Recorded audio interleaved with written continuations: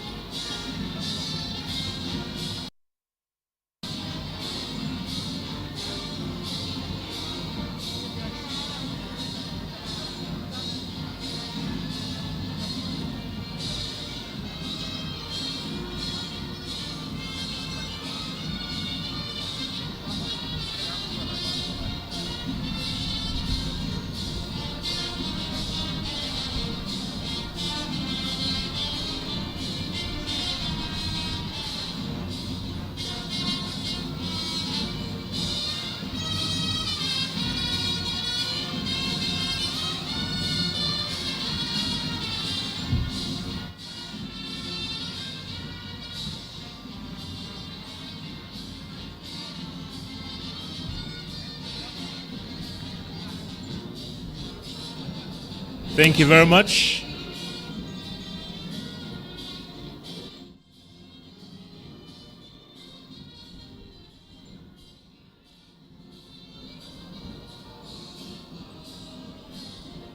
Thank you very much, Police Prisons Band.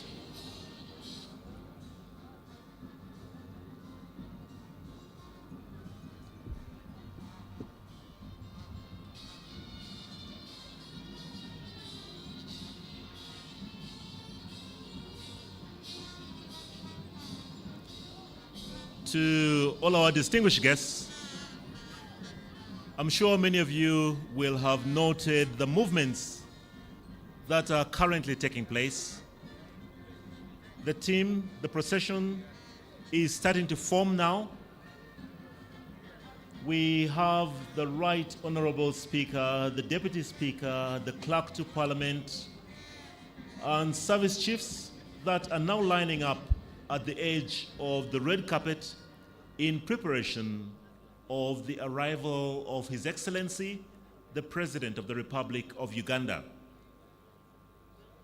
There's the team that is waiting to receive His Excellency the President is a very good indication that any minute now we shall be joined by His Excellency the President of the Republic of Uganda, who shall be coming to complete his constitutional duty in presenting a budget speech to Parliament. At this juncture, allow me to ask all our guests, all our invited guests, all our members of Parliament to please take your seats. Could I also ask that you occupy the free seats please occupy the free seats in front of you to allow for latecomers to sit at the back. To all our guests that are still in the reception area, all our guests in the reception tent, please make your way to the main tent. His Excellency the President is just about to arrive. I'm sure many of you can see all the indicators, all the signs now, especially that we have the first sweeper that has made its way onto the grounds here at Kololo Ceremonial Grounds. This is an indication that any minute now we shall witness the arrival of His Excellency, the President of the Republic of Uganda. Once His Excellency, the President, arrives, he shall proceed to walk through the street guard that is mounted by officers and men of the Uganda Police Force. His Excellency, the President, has got one main duty today, and that is the presentation of the budget for the year 2024-2025. This presentation is likely to be made by the Minister for Finance, the Honorable Matia Kasaija, who is already seated in the main tent and is already in possession of the famed briefcase. This briefcase contains the estimates, the approved figures for the financial year 2024-2025.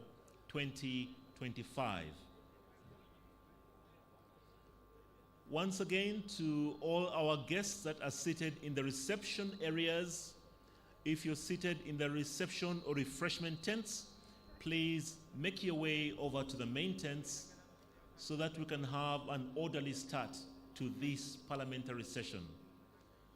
This parliamentary session, this is the second parliamentary sitting that we have of this, what we call the first meeting, which is like the first term of a parliamentary year.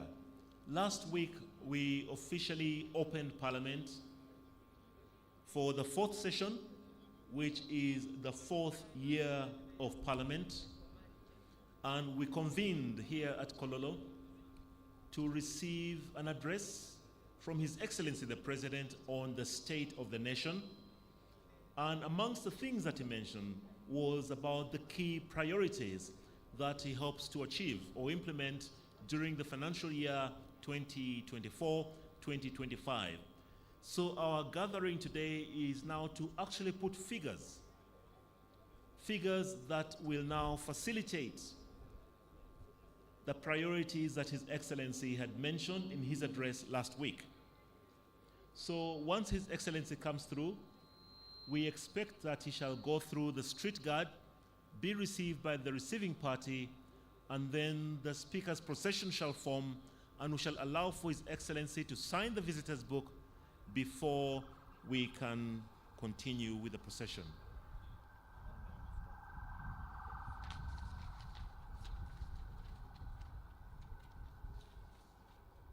Once Parliament forms, we are going to have the national anthem and the East African anthem. Today we shall have only one stanza of the Uganda anthem, one stanza of the East African anthem. After the anthems, we'll proceed with prayers, proclamation, communication from the chair, and then the presentation of the budget speech by His Excellency the President. I'm sure you can all see now that there is every indication that His Excellency the President is joining us. His motorcade has just entered the grounds, the Kololo ceremonial grounds, that for purposes of today are the precincts of Parliament. So His Excellency is on the grounds of Parliament today. The team that is to receive him is on hand waiting, and shortly His Excellency shall be received by the police with a respect of a street guard.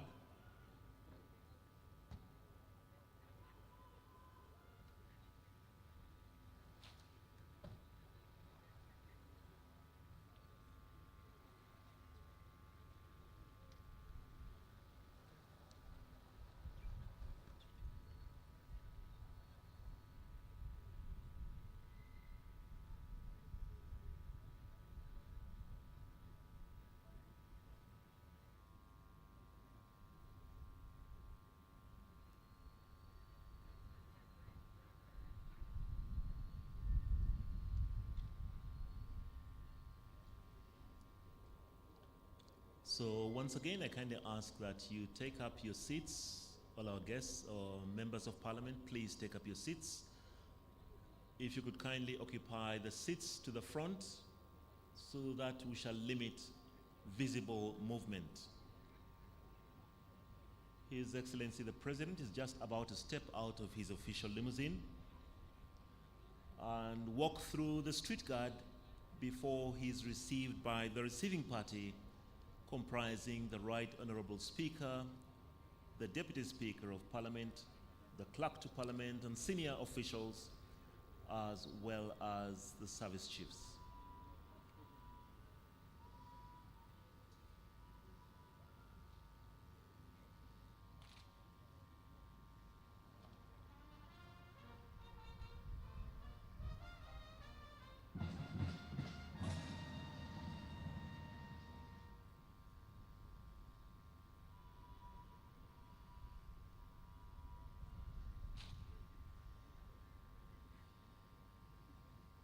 The bugles that you heard are from the Uganda Police Force, and that is in recognition of the arrival of His Excellency, the President of the Republic of Uganda, that is now making his way down through the street guard and coming to the edge of the red carpet, where he shall be received by the Right Honourable Speaker of Parliament and her entourage.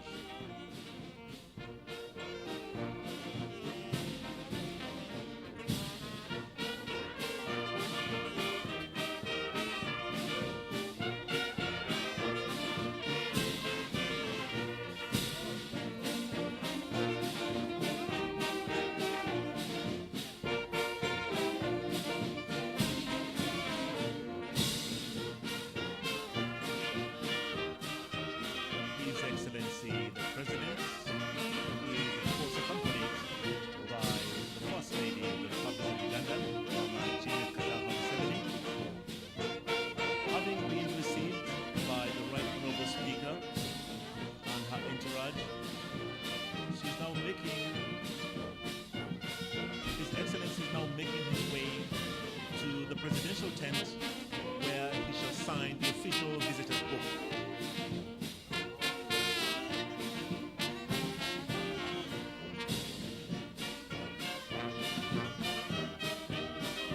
So His Excellency the President and First Lady Mama Janet, accompanied by the Speaker, the Deputy Speaker of Parliament, the Clerk to Parliament, and senior officials, are now making their way to the presidential tent, where His Excellency is expected to sign the visitor's book. The team shall then return and form the procession of Parliament, the procession of the Speaker.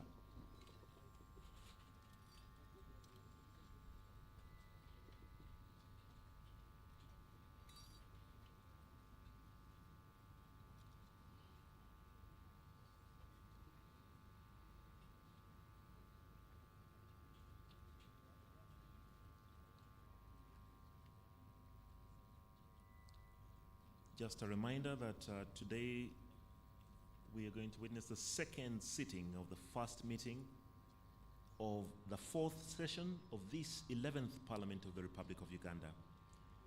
Today, Thursday, the 13th of June, 2024, is when we have the occasion of the presentation of the 2024-2025 budget speech to Parliament by His Excellency in a role that he will delegate to the Minister for Finance.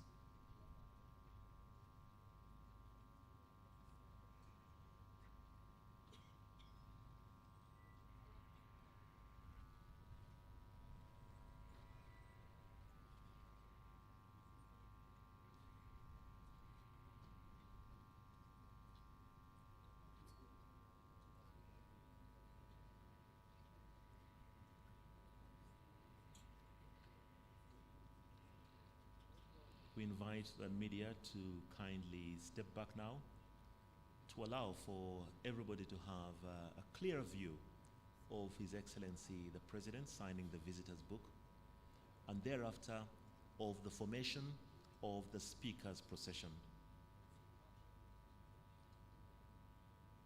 As we informed you earlier, and as promised to you, we have a full composition right now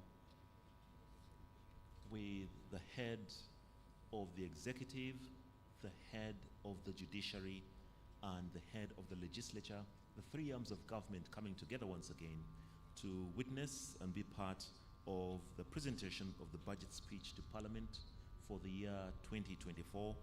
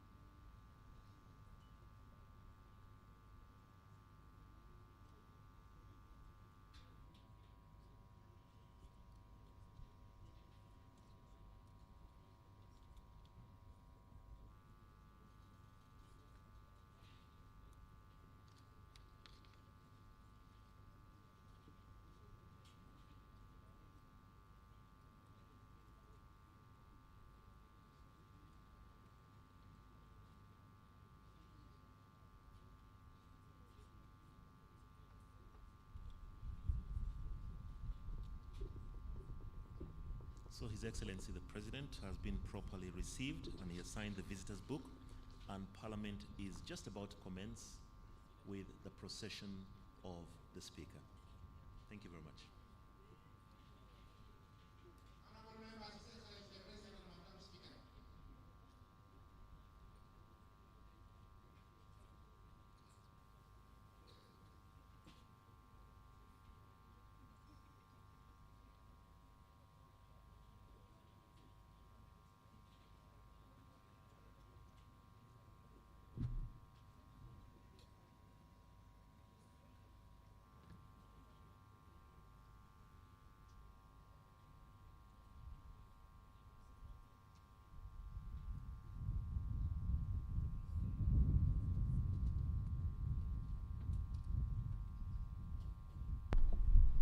The anthems.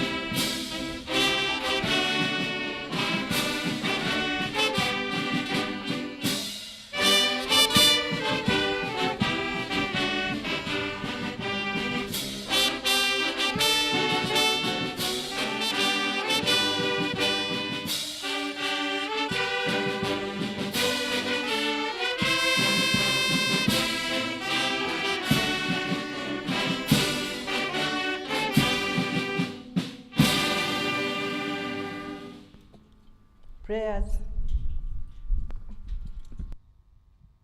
Almighty God, who in your infinite wisdom and providential goodness have appointed the offices of leaders and parliaments for the welfare of society and the just government of humanity, we beseech you to look upon with your abundant favor these your servants, whom you have been pleased to call to the performance of such important trusts in this land. Let your blessing descend upon them here assembled, and grant that they may, as in your presence, treat and consider all matters that shall come under their deliberation in so just and faithful a manner as to promote your honor and glory, and to advance the good of those whose interests you have committed to their charge. Amen. Amen.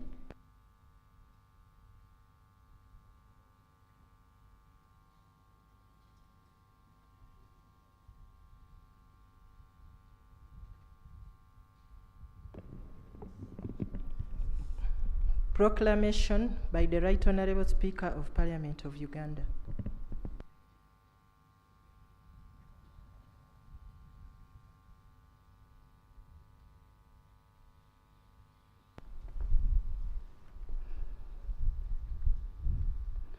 This is under Statutory Instrument 2024, number 24, proclamation by the Right Honorable Speaker of Parliament on the presidential address on the national budget for the financial year 2024-2025. Whereas under Article 1012 of the Constitution of the Republic of Uganda, His Excellency the President of the Republic of Uganda may, in consultation with the Speaker, address Parliament from time to time on any matter of national importance.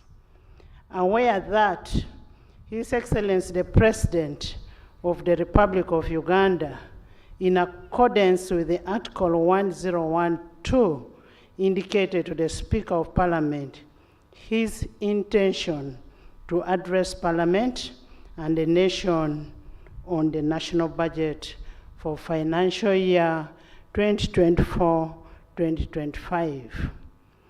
Now, therefore, in accordance with the Rule 17.1 of the Rules of Procedure of Parliament, I hereby proclaim, 1, that Parliament shall sit at Kololo Ceremonial Grounds on Thursday, 13th June 2024 at 14 hours to receive the address of His Excellency, the President, on the national budget for financial year 2024-2025, and the Kololo ceremonial grounds to be the precincts of Parliament for the above-mentioned purpose. Given under my hand at Parliament House, Kampala, this 7th day of May 2024. Anita Annette Among, Speaker of Parliament. Communication from the Chair.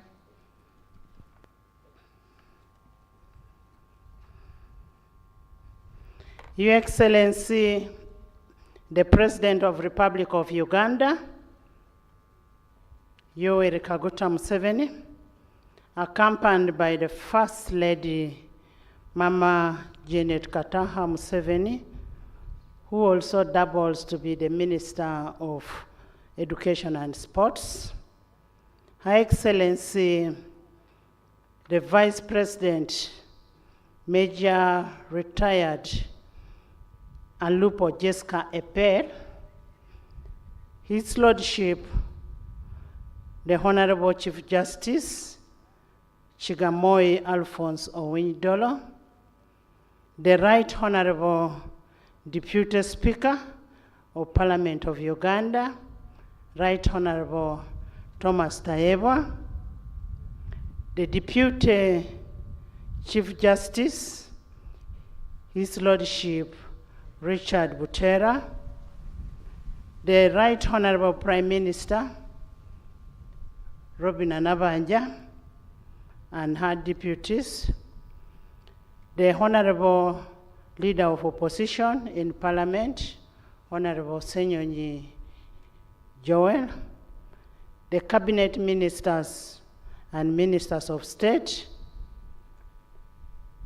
the Vice Chairperson of NRM, Alhaji Chigongo, plus all the SEC members, Your Excellencies, the High Commissioners, Ambassadors, and members of the Diplomatic Corps, Honorable Members of Parliament of Uganda and East African Legislative Assembly, the Inspector General of Government, Ms. Betty Olive Kamia Namisango, the guest speakers from our sister countries, from Yala, the Head of Public Service and Secretary to Cabinet, the traditional, cultural, and religious leaders that are present, the former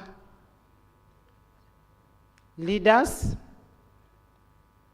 the head of public agencies, corporations, and parastatals, distinguished guests, ladies and gentlemen.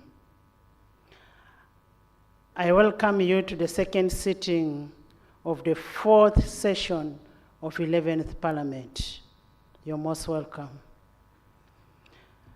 As you may recall, last week on June 6, 2024, we had the honor of hosting His Excellency the President at the stage of the opening of the fourth session of the 11th Parliament. During this significant event, His Excellency delivered a compelling address on the state of nation. Let us join our hands and clap for His Excellency for the address that he gave us on that day. And that was for the good of our country, Uganda. Today we are once again immensely privileged and highly gratified to host His Excellency the President, who is here to deliver the budget speech for the financial year 2024-2025 in fulfillment of his constitutional obligation under Article 1551 of the Constitution of the Republic of Uganda, which states, "The President shall cause to be prepared and laid before Parliament in each financial year, but in any case, not later than 15th day before the commencement of the financial year. The estimates and expenditure of government for the next financial year.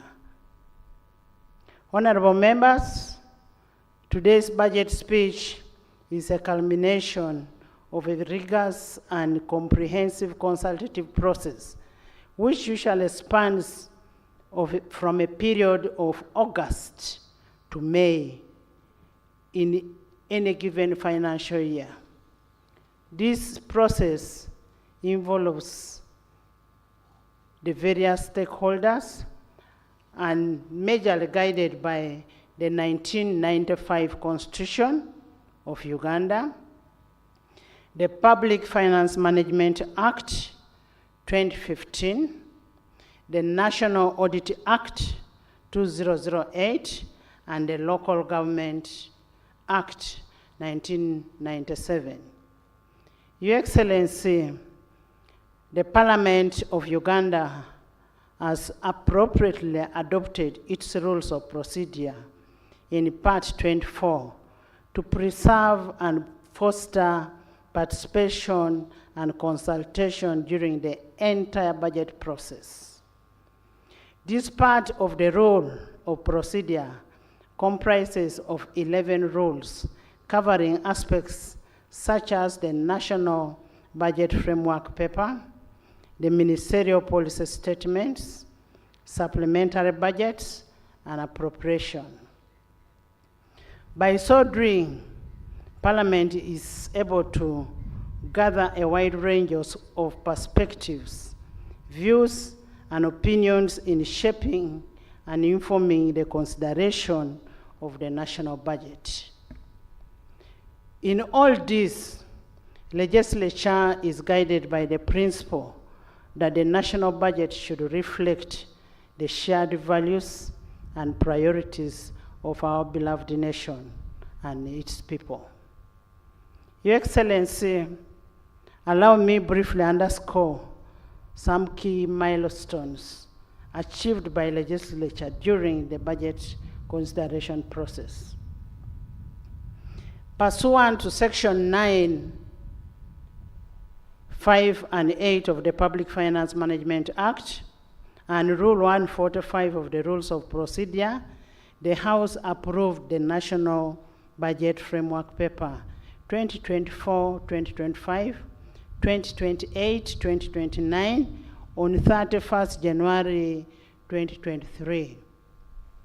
Pursuant to Section 12 of the Public Finance Management Act 2015 and Rule 149 of the Rules of Procedure, Parliament approved the Ministerial Policy Statements for the financial year 2024-2025 during the period of 4th to 12th April 2024. Pursuant to Section 8 of the Public Finance Management Act and Rule 150 of the Rules of Procedure, Parliament passed 5 tax and revenue bills on 16th to 16th May 2024 to enable the realization of revenues to finance the national budget for the financial year 2024-2025.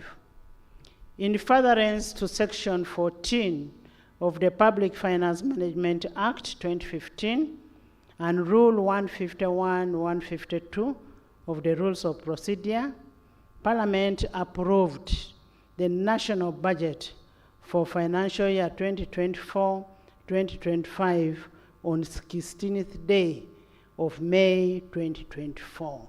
And that's why we are here today. Your Excellency, we want to take this opportunity to commend the members for their dedication through the budget process in ensuring that we not only met the legal and constitutional timelines, but also adequately interrogated the budget together with the Minister of Finance, Planning and Economic Development, the Attorney General, and the entire front bench. We want to thank you so much. I specifically want to single out the Minister of State for Finance and Planning and Economic Development in charge of general duties, Honorable Musasisi Henry, for devoting time and effort to the relevant committees and the House throughout the budget process. Henry, thank you so much. I also want to commend the Permanent Secretary and Secretary to Treasury for his technical support to the Minister and the continuous legal guidance from the Attorney General. I want to thank you so, so much. Without preempting the President's speech on the budget, I would like to highlight very salient issues that arose during the budget consideration process.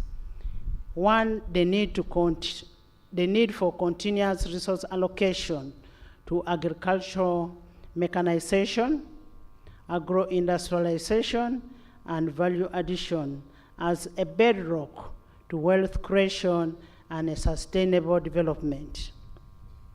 Two, the need to increase funding to the development of the tourist sector to optimally hasten Uganda's tourist potential.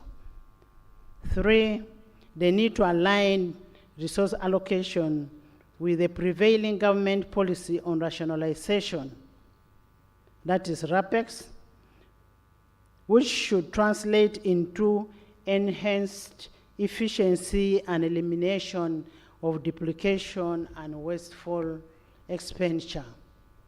Four, the need for resource efficiency measures to address the risk of the debt burden. Five, the need to increase the public investment in productive growth areas and deepen financial inclusion. And the eight, the growth of taxable formal sector so as to widen our tax base and improve on the GDP ratio. Six, Your Excellency, considering your consistent advocacy for integration of East African community, Parliament is cognizant of the need for strengthening and cascading the East African integration so as to ease the movement of people, goods, and services. Your Excellency, we share your passion and commitment towards the realization of the total federation of the East African community. Parliament pledges absolute support towards the realization of your vision for a united and a viable East African community so as to widen, strengthen, tighten, and deepen the economic, political, social, and cultural integration. And this would help us in improving the production, the trade, and investment in East Africa. The need to enhance the human capital development as a way of leveraging the competitiveness of the Ugandan population. Your Excellency, this budget that we are receiving today is a product of complementary working relationship between the three arms of government: the executive, legislature, and judiciary. This has led to improved transparency in budgeting process. We pledge to continue this cooperation in the best interest of our beloved country. Your Excellency and honorable members, today's budget speech is therefore an opportunity to demonstrate our commitment to prioritize the needs of our people and make sure that we achieve the vision of His Excellency on prosperity of a money economy, and that is through EMIOGA, the Parish Development Model, the 4-acre Prosperity Development Model, etc. Your Excellency and honorable members, as we embark on the financial year 2024-2025, I urge the accounting officers as entrusted stewards of public resources to exercise diligence and due of care in safeguarding and ensuring the efficiency and effective utilization of public resources. Your Excellency, previously we have urged accounting officers to share with the leadership of legislature any instances of influence peddling. However, we haven't received any of such information. We urge the accounting officers to maintain open channels of communication and coordination with the leadership for transparency and accountability. Honorable members, in the discharge of our oversight and appropriation roles, let us avoid any inducement from these accounting officers. And this is prescribed in Appendix F of our Rules of Procedure, which talks about the conduct of members while on duty. Your Excellency, in the financial year 2024-2025, Parliament will duly exercise its oversight role of public expenditure through relevant committees in fulfillment of our commitment to transparency and accountability. Lastly, but not least, Your Excellency would like to thank you so much for according us an opportunity, especially for members who went and visited Gomba, Sembabule, and Kisosi on the 4-acre development model for prosperity, and this visit was an eye-opener for a practical transformation of the household economy. Your Excellency, your continuous inspiration and transformation approach to development and creating awareness to the populace that has led the people to follow your guidelines of transforming people from grass-thatched houses to the mabati. It is written in Lunyankole. I may not be able to mention how your book is written, but we know what is written in it, and we have really used it and tried to transform our communities. Your Excellency, I kindly request you to consider inviting the other members of Parliament who have not been there to see what has been done there, so that they can come back and preach the same gospel to their constituents. As we go for recess, we will be very available, and we request that maybe you invite the members of Parliament to go and visit that development 4-acre model. I now want to, as I conclude, I want to wish all our Muslim brothers and sisters a happy Eid Adha 2024. May Allah fulfill all your wishes as you've been praying. I say all this for God and my country. Presentation of the budget speech by His Excellency the President of the Republic of Uganda. Honorable members, I have been duly notified that the Minister of Planning and Economic Development will deliver the speech on behalf of His Excellency the President, who is the Chief Minister of Finance. The President will then, after delivery of the speech,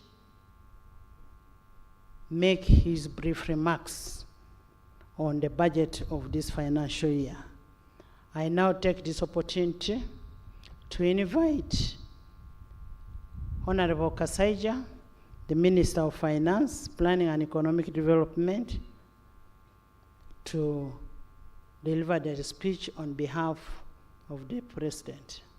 Most welcome.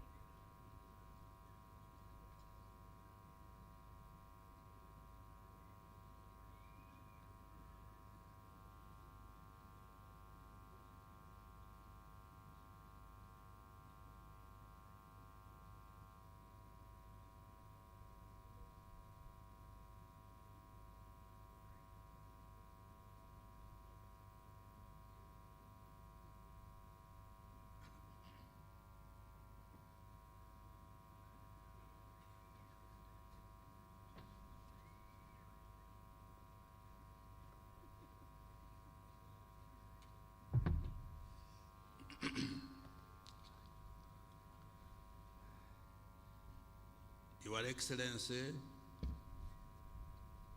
the President of the Republic of Uganda, Your Excellency Mama, the First Lady, the Honorable Vice President, the Right Honorable Speaker of Parliament, Your Lordship, the Chief Justice, the Right Honorable Deputy Speaker of Parliament, Your Lordship, the Deputy Chief Justice, the Vice Chairperson of the NRM Party, the Honorable Prime Minister, the Honorable Leader of the Opposition, Honorable Ministers, Honorable Members of Parliament, Your Excellencies, the Ambassadors and High and Heads of Diplomatic Missions, distinguished guests, ladies and gentlemen.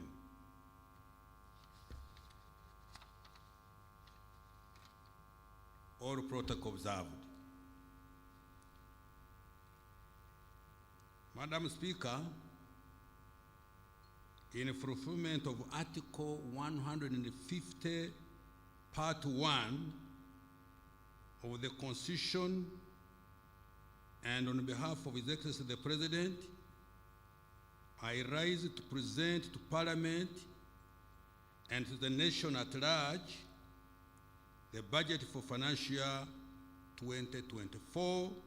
2024-2025 as approved by Parliament. Madam Speaker, I want to start by thanking His Excellency the President for once again demonstrating a vote of confidence in me by extending my mandate as the Minister responsible for Finance, Planning, Economic Development, together with my entire political team at the Ministry.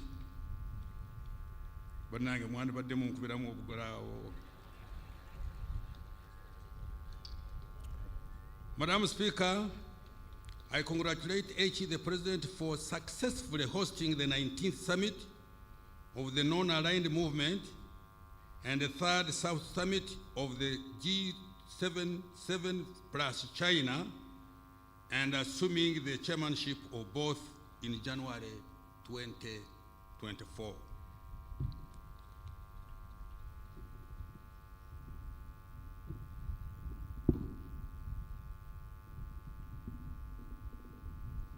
Now what are you doing? You're going to put it straight on my mouth? Come on, put it there, a little bit there. Madam Speaker, according to the 2024 annual investment meeting held in Abu Dhabi, United Arab Emirates, Uganda is now the best investment destination in Africa. Let me repeat this. Madam Speaker, I congratulate His Excellency the President for successfully hosting, according to the 2022-24 annual investment meeting held in Abu Dhabi, United Arab Emirates, Uganda is now the best investment destination in Africa. Madam Speaker, His Excellency the President declared the 2021-2026 political term a Kisanja for socio-economic transformation. He guided that the government and the entire country should focus on creating jobs, wealth, and increasing household incomes. The budget for financial 2024-25 is the fifth and therefore the last to implement the third National Development Plan. It will also set the foundation for implementing the government's strategy for expanding in the size of our GDP from about $50 billion in financial 22-23 to $500 billion by the year 2040.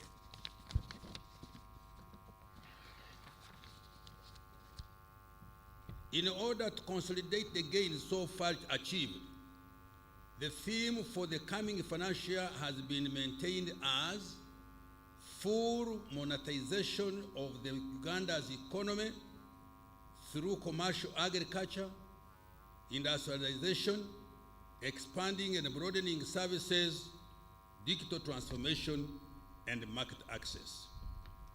Madam Speaker, in this speech, I will, 1, account to Parliament and the people of Uganda for the commitments that the government made for the financial year 2023-2024 that is coming to an end in a few days. 2, provide an outlook for the medium-term economic performance. 3, the medium-term priorities and strategies for growing the economy tenfold, starting with financial year 24-25, and 4, present the financing strategy for the financial year 2024-25 budget. Recent economic performance. Madam Speaker, I'm pleased to report that Uganda's economy has fully recovered from various internal and external shocks that impacted performance in the past 4 years. GDP is projected to grow by 6% this financial year 23-24, compared to 5.3% in financial year 22-23. This year's growth of 6% is even more impressive when compared to Sub-Saharan Africa's average of 3.8% and the global average of 2.9% projected for the year 2024. As a result of this robust growth, the size of the economy is now estimated at shillings 202 trillion, equivalent to $53.3 billion, up from shillings 184.3 trillion or 48.28 billion in nominal terms. If Ugandans agreed to share this GDP equally, each citizen would enjoy a GDP per capita of $1,146 compared to $1,081 registered last financial year 22-23. Madam Speaker, The improved performance of the economy is on account of higher growth in all sectors. Services, agriculture, industry are estimated to grow at 6.6%, 5.1%, and 5.8% respectively in financial year 23-24. In particular, growth in the services sector has been impressive, mainly driven by strong recovery in retail and wholesale trade, tourism, as well as communication and real estate activities. Growth in industry was mainly driven by manufacturing, construction, and mining, while increased production of food and cash crops as well as livestock supported growth in the agricultural sector. Agriculture's performance estimated to have expanded at 5.1% this year compared to 4.5% registered in financial 22-23 is attributed to the streamlined implementation of the parish development model and fairly good weather conditions. Other factors which supported strong economic growth include: 1, low inflation and relatively stable exchange rate, which have allowed good investment planning and supported export competitiveness. 2, increased investments in the oil and the gas sector related projects supported by the foreign direct investment.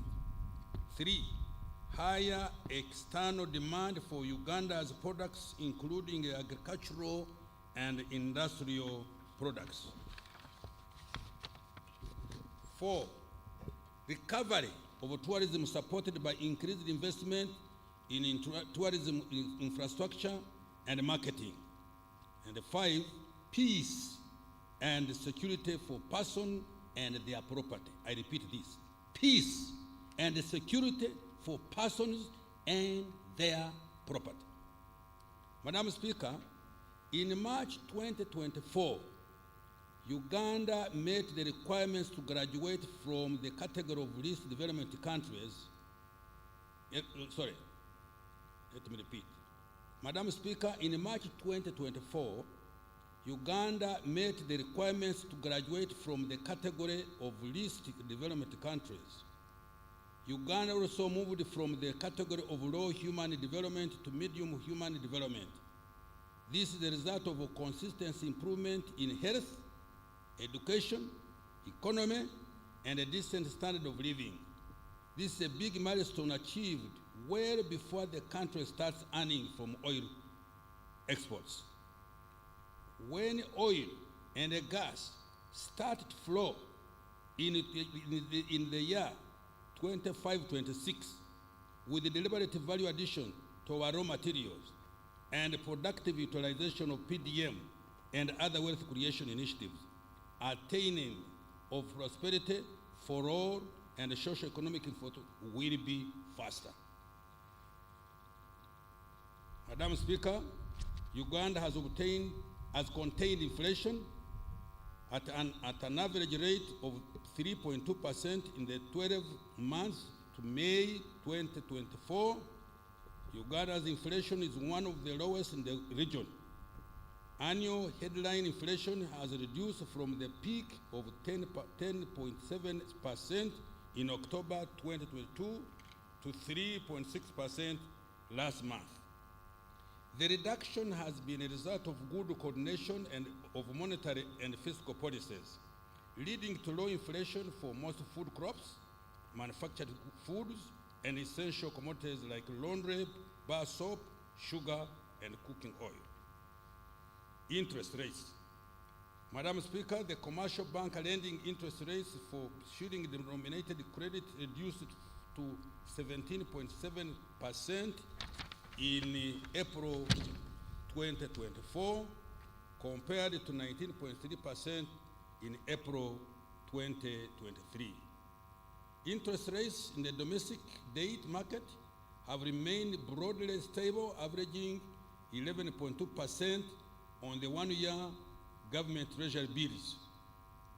To further reduce lending rates, government will continue to provide long-term affordable capital through various interventions, In particular, government will continue to capitalize the Uganda Development Bank, the Parish Development Model, the Agricultural Credit Facility, and the Small Business Recovery Fund to provide capital for wealth creation. Government is also continuing with the capitalization of the Emyoga Fund to support micro enterprises, as well as the presidential skilling and industrial hubs for the youth. Grants will also be extended to women in business through the Generating Growth Opportunity and Productivity for Women Enterprise, which we abbreviate as GROW project.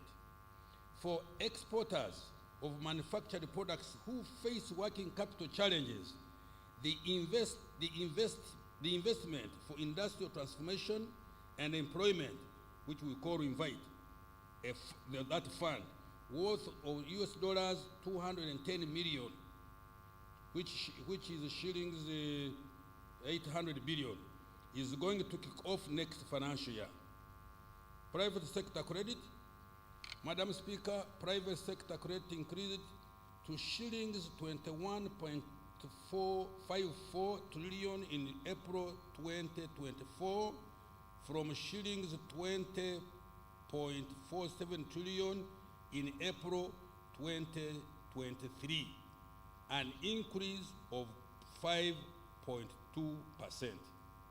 There has also been a slight increase in the share of credit going to productive areas of the economy. For example, the share of credit going to the agriculture increased slightly to 11.3% by April 2024 compared to 11.1% by April 2023, while the share of credit to manufacturing remained the same at 13.4%. Exchange rate. Madam Speaker, despite the depreciation pressure on the shilling since the beginning of this year, the value of our currency has remained largely stable against key global currencies. Between May 2023 and May 2024, the official exchange rate against the US dollar has averaged shillings 3,771.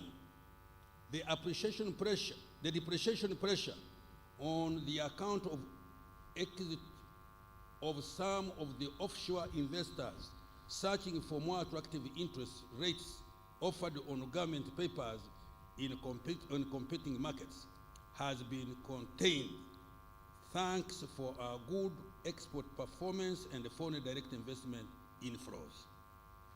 External trade. Madam Speaker, government's export promotion strategy has continued to produce positive results.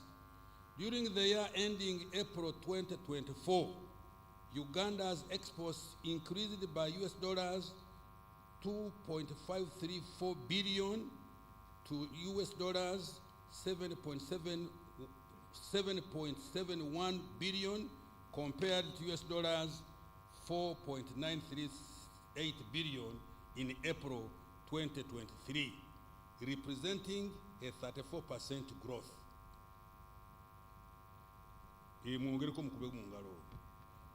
This increase was largely driven by increased exports of gold, 75.7%, coffee, 21.9%, oil re-exports, 21.8%, simsim, 20.2%, tobacco, 10.3%, cotton, 6.9%, and light manufactured products, 4.9%.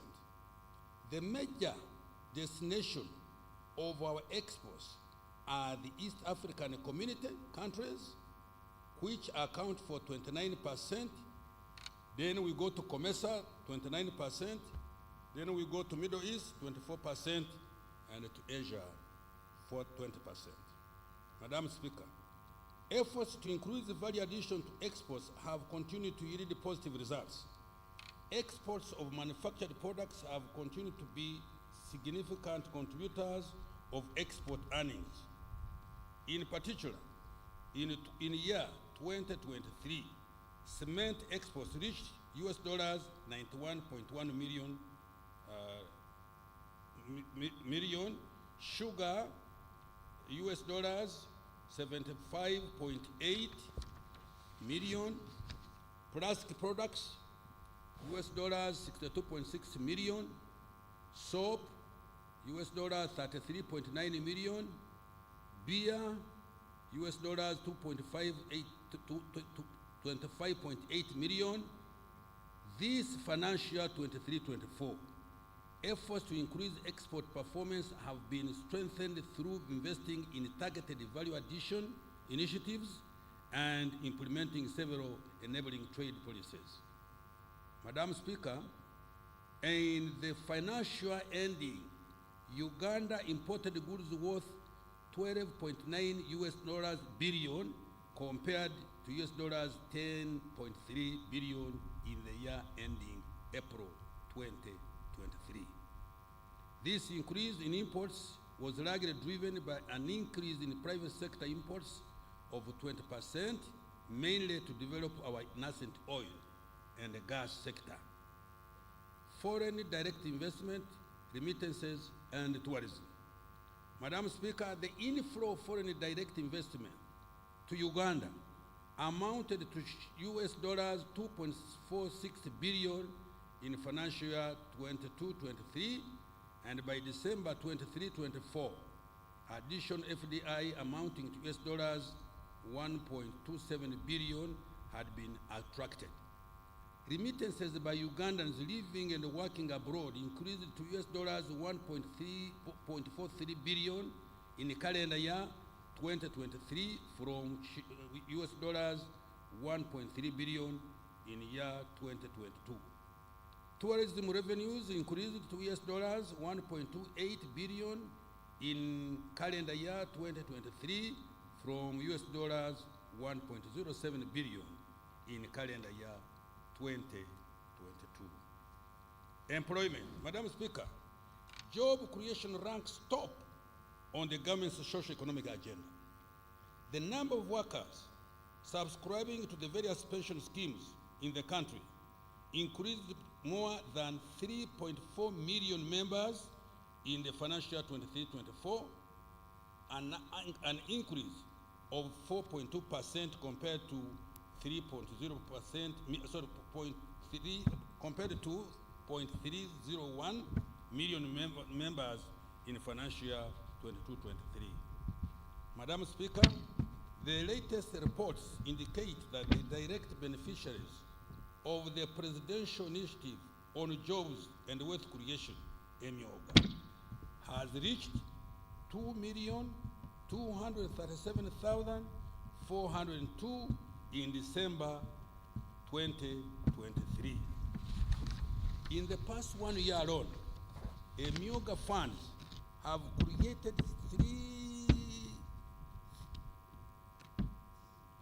378,640 new direct jobs. This was about 40,000 additional new jobs created compared to the new jobs created in the previous year. On the other front, so far, 1.165 million households have received PDM funds worth 1.126 trillion as of May 2024, and estimated to create about 2.5 million jobs. A total of 23,083 youth projects have benefited 263,897 youth under the youth livelihood program in areas of agriculture, trade, services, and industry. This has created over 1,250,000 indirect jobs. Similarly, the National Special Grant for Persons with Disabilities is supporting 6,282 enterprises, benefiting 49,372 persons with disabilities. Madam Speaker, government is also going to create more formal jobs and related livelihoods through a number of project-funded interventions. Notable among these are the GROW and INVITE projects. The GROW program is expected to directly benefit over 80,000 female-owned enterprises, 280,000 female entrepreneurs, and 1.6 million indirect beneficiaries.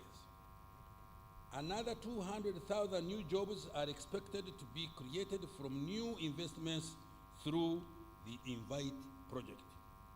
Fiscal performance, Madam Speaker, as a result of a fiscal consolidation agenda, which is intended to enhance revenue collection, limit borrowing for only critical and strategic investments, and control government expenditure. Government's fiscal deficit has reduced to 4.5% of GDP this financial year from 5.5% of GDP last year. Madam Speaker, the projected domestic revenue outturn for financial year 22-24 is shillings 27.725 trillion against the target of shillings 29.672 trillion, leading to a revenue shortfall of over 1.9 trillion. The Uganda Revenue Authority is working hard in the remaining days to reduce this shortfall. The revenue to GDP ratio is estimated at 13.6% of GDP in financial year 23-24. Domestic revenue for financial year 24-25 is projected to amount to shilling 31.982 trillion, equivalent to 14.2% of our GDP. Economic growth strategy and outlook. Madam Speaker, Uganda's economic outlook is positive and optimistic. I repeat this. Madam Speaker, Uganda's economic outlook is positive and optimistic. The economy has remained resilient and has fully recovered from a myriad of internal and external shocks.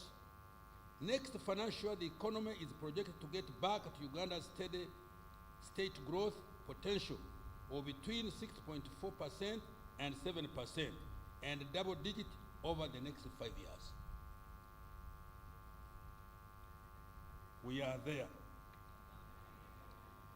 It is projected that next financial year, 2024-25, Uganda's GDP will further expand to shillings 225.5 trillion, which is equivalent to US $60 billion. These numbers exclude the anticipated oil and gas revenues, as well as the planned interventions to grow the economy tenfold. We shall update the projections in the medium term. Madam Speaker, this growth will be driven by, 1, increased oil and gas activities as we move towards the first oil production in financial year 25-26. 2, growth in exports supported by increase in regional trade in the East African Community and COMESA, intra-Africa trade, and harnessing existing and new trading partners in the Middle East and Asia. 3, increase in tourism activities supported by investment in tourism infrastructure, branding and marketing, and effective implementation of the meetings, incentives, conferences, and events program. It is that program.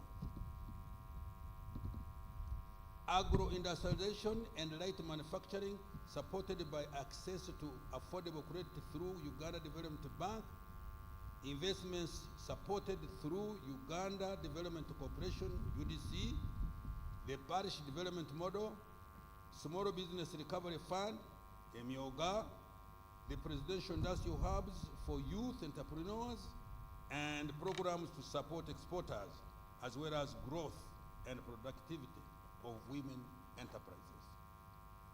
Private investment growth supported by foreign direct investment, remittances, and stable macroeconomic investment.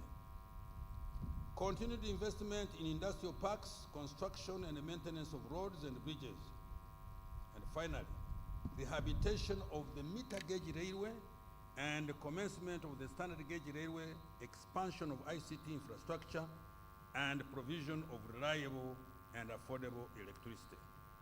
Madam Speaker, Uganda's growth strategy for the next financial year and in the medium term is anchored on 4 key growth drivers.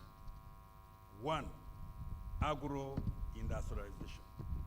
2, tourism development. 3, mineral development including oil and gas. 4, science, technology, and innovation. These are the anchor sectors that are going to propel Uganda to a $500 billion economy in the next 1.5 decades. Madam Speaker, our growth prospects face some risks that we need to be mitigated. Let me repeat. Our growth prospects face some risks that we need to be mitigated. These include 1, climate change affecting agricultural production and infrastructure. We have just been seeing this a couple of months back. 2, regional and global geopolitical tensions. That one I will not comment. You all know. 3, high interest rates which constrain access to affordable debt.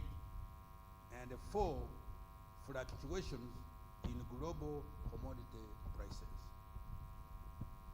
To minimize the effects of these risks, government is implementing climate change adaptation measures, exploring cheaper source of financing, including climate finance, and ensuring frugality in government expenditure. I repeat this, and ensuring frugality in government expenditure.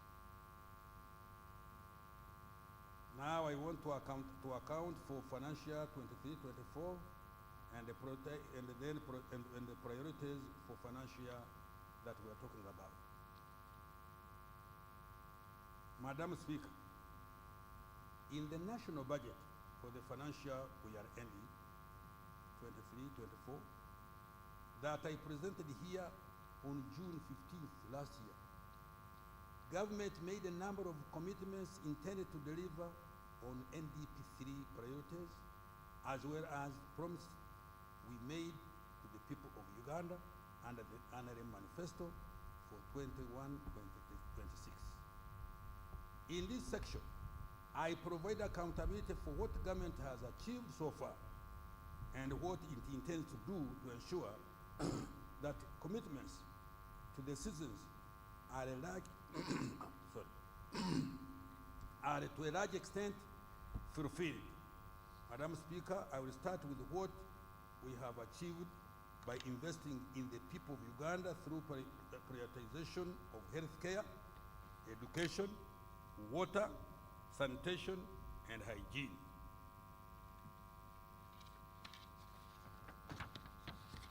Madam Speaker, during financial year 23-24, the following milestones have been achieved in the health sector. 1, government commenced the construction of the East African Center of Excellence for cardiovascular care. Thank you.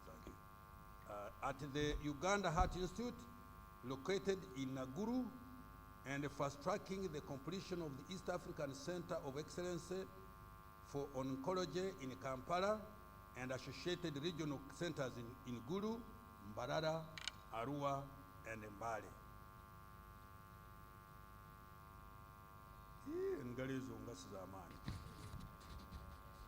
They don't encourage me. Under the Uganda Intergovernmental Fiscal Transfer Program, 371 health center tools were planned for construction and upgrade to Health Center 3 status. So far, 261 Health Center 2s have been upgraded to Health Center 3s and are fully operational. I hope the Minister of Health can certify on this. An additional 110 are ongoing at different stages.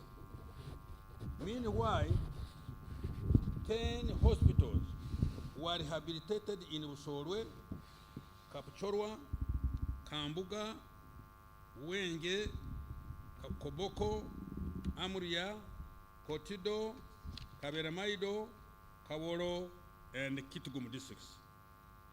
3 regional blood banks in Arua, Soroti, and Hoima have been completed. 4, government distributed a total of 25 million long-lasting insecticide-treated mosquito-bed nets countrywide for the prevention of malaria. 5, government also provided 116 new ambulances to 100 constituencies, another 10 ambulances for the regional referral hospitals, and 6 for the command center at Naguru, among others. Madam Speaker, to further enhance the health of Ugandans, a total of shillings 2.946 trillion has been provided next financial year, 24-25. The following interventions will be prioritized: promotion and implementation of interventions for the disease prevention and health education initiative against communicable and non-communicable and neglected tropical diseases and injuries. 2, provision of essential medicines, where an additional shillings 100 billion has been provided. 3, improvement of the welfare of the health workers, including medical interns and doctors designated as senior house officers. I have provided more wage allocations to facilitate the recruitment of staff for the upgraded Health Center 3s. 4, construction and rehabilitation of more health infrastructure and provision of medical equipment to improve quality of care and provision of specialized health care. These include, among others, the Uganda Cancer Institute and regional cancer centers, the Uganda Health Institute, intensive care units, and an imaging center for referral hospitals. Designation of the national health system to facilitate service delivery and tracking of medical supplies and health workers' performance. 6, construction, rehabilitation, and equipping of dilapidated hospitals across the country, including the Kampala metropolitan area. 7, strengthening of the network of medical reference laboratories, including the establishment of the East African Community Regional Center of Excellence for Virology at Uganda Virus Research Institute and the National Public Health Institute in Uganda. 8, establishment of a pharmaceutical industrial park and strengthening the National Drug Authority regulatory framework. Now I turn to education. Madam Speaker, government considers education as a key opportunity equalizer for all Ugandans, equipping them with knowledge and skills required for productive employment, as well as enabling them to live longer, happier, affluent lives. For this reason, the following commitments were prioritized and delivered in financial year 23-24. 1, skilling in science, technology, engineering, and mathematics. 2, construction and equipping of 21 laboratories across the country in selected secondary schools using UPDF engineering brigade. 3, upgrading learning facilities in 12 technical institutes and 4 vocational education centers of excellence at Uganda Technical College in Bushenyi, Bukalasa, Lira, and Elgon. 4. Out of 259 seed secondary schools planned under WIGFID, 105 have been completed and 144 are ongoing. Madam Speaker, I have provided 2.497 trillion to further improve the quality of education, and the following are among the priorities. 1, supporting the new curriculum for S1 to 4 students. 2, operationalization of all the 110 seed secondary schools and completing the 27 seed secondary schools under the UGIFT program. 3, commencing the construction of 60 secondary schools and expansion of 61 existing secondary schools under the Uganda Secondary Education Expansion Project. 4, providing loans to 5,192 degree and 1,125 diploma students who are on the government-funded loan scheme, both continuing students and new beneficiaries. 5, government takeover of the proposed Bunyoro and Busoga universities for inclusive and equitable access to university education. Bunyoro, you can talk. You can clap, because it has been a thorn in my flesh. Social protection. Madam Speaker, in the year we are concluding, government has provided social protection as follows. 1, continued with the provision of the senior citizen grant to 439,069 older persons across the country, amounting to a cumulative total of money, shillings 565.7 billion. 2, under the Special Enterprise Grant for Older Persons Program, SEGOP, the government supported 590 group enterprises benefiting 3,636 older persons. 3, under the Youth Livelihood Program, a total of 23,083 youth projects have benefited 263,897 youth in areas of agriculture, trade, services, and industry. This has created over 1,250,000 direct jobs. And 4, through the National Special Grant for Persons with Disabilities, government is supporting 6,202 enterprises, benefiting 49,372 persons with disabilities. Madam Speaker, government will continue to support the welfare of elderly to keep them healthy and productive in their communities, while social assistance grant for empowerment, what we call SAGE, targets those above 80 years, SEGOP, ensure let me repeat. While social assistance grant for empowerment, what we call SAGE, targets those above 80 years,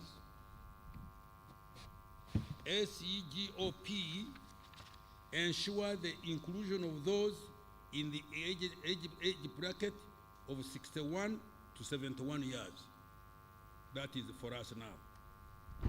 Government will also continue to support the youth and the women beneficiary groups using recovery funds from the Youth Livelihood Program and the Uganda Women's Enterprise Program. For greater efficiency, management of the two programs has been unified. Madam Speaker, I have provided an additional shillings 355.79 billion for social protection next financial year. water, sanitation, and environment protection. Madam Speaker, as a result of government intervention, more Ugandans now have access to safe, clean water. Coverage in rural areas is now estimated at 67% and 70% in urban areas. Out of the 71,225 villages,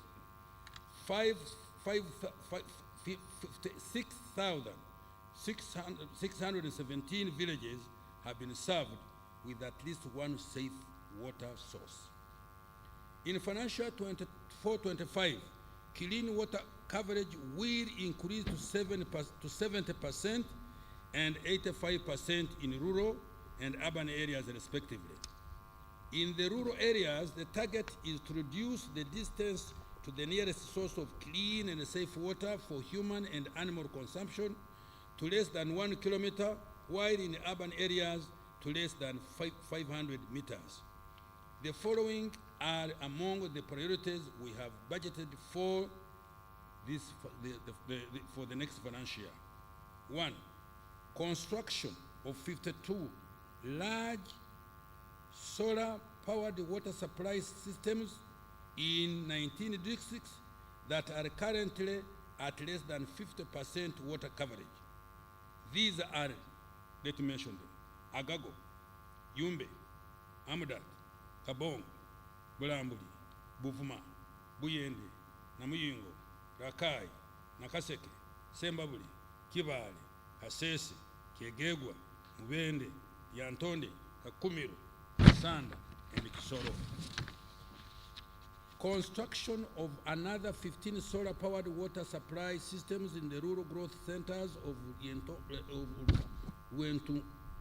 Rwentulege, Bugwara, Kabamba, Chikora, Tuitanzige, Lugara. I don't know whether Muitanzige, but I've written Tuitanzige. I think it should be Muitanzige. Lugara, Kitenga, Bukizibu, Bumwena, Igwaya, Kidera, Bugomorwa, Kitonge Nakasero, Kikonge, Kasese, Lubali. This will cover a population of over 272,000 persons. Completion of the construction of 31 town water supply systems and sanitation facilities in Bulangira, Kanapa, Aligoi, Opengate, Kawo, Karogo, Nyakashaka, Buikwe, Bundibujo, Kapchorwa, Kamuli, Namasale, Kaliro, Namungalwe, Butaleja Busorwe, Budaka Kadama Tirinyi, Kibuku, Kyankwanzi, Butemba, Ngoma, Dunya, Palabekekar, Lamo, Obong, Lamo, Rhino Camp, Ara Dufle, Amuru, Kole, Arangi, Zeu, Kachingo, Irir, and Lorengachora. Construction of 17 rural water supply systems in the refugee hosting districts of Adjumani, Lamo, Madi, Okoro, Moyo, Terego, and Yumbe.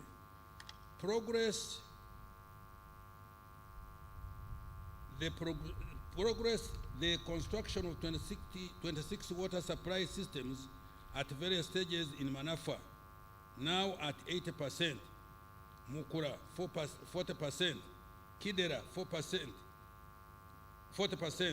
Atuturu 40%, Kadunguru 10%, Kaproron 10%, Oyorwa 20%, Bukumi 5%, Rubaya 50%, Bethlehem, Nabigasa, phase 1, 50%, Kabura, Mwizi, phase 1, 50%, Mabira, 50%, Bukiro, 50%. Nyakirira, also 50%. Bugarama, Karweru, 50%. Were, Katere Tere, 50%. Kagarama, Bushura, Kibuzije, also 50%. Nyanseke, 80%. Busare, 95%. Kibuzi, 100%. Adlang, Puranga, Pader, Kasao, Phase 1, 5%. Kiebando, Kasimbi, 5%.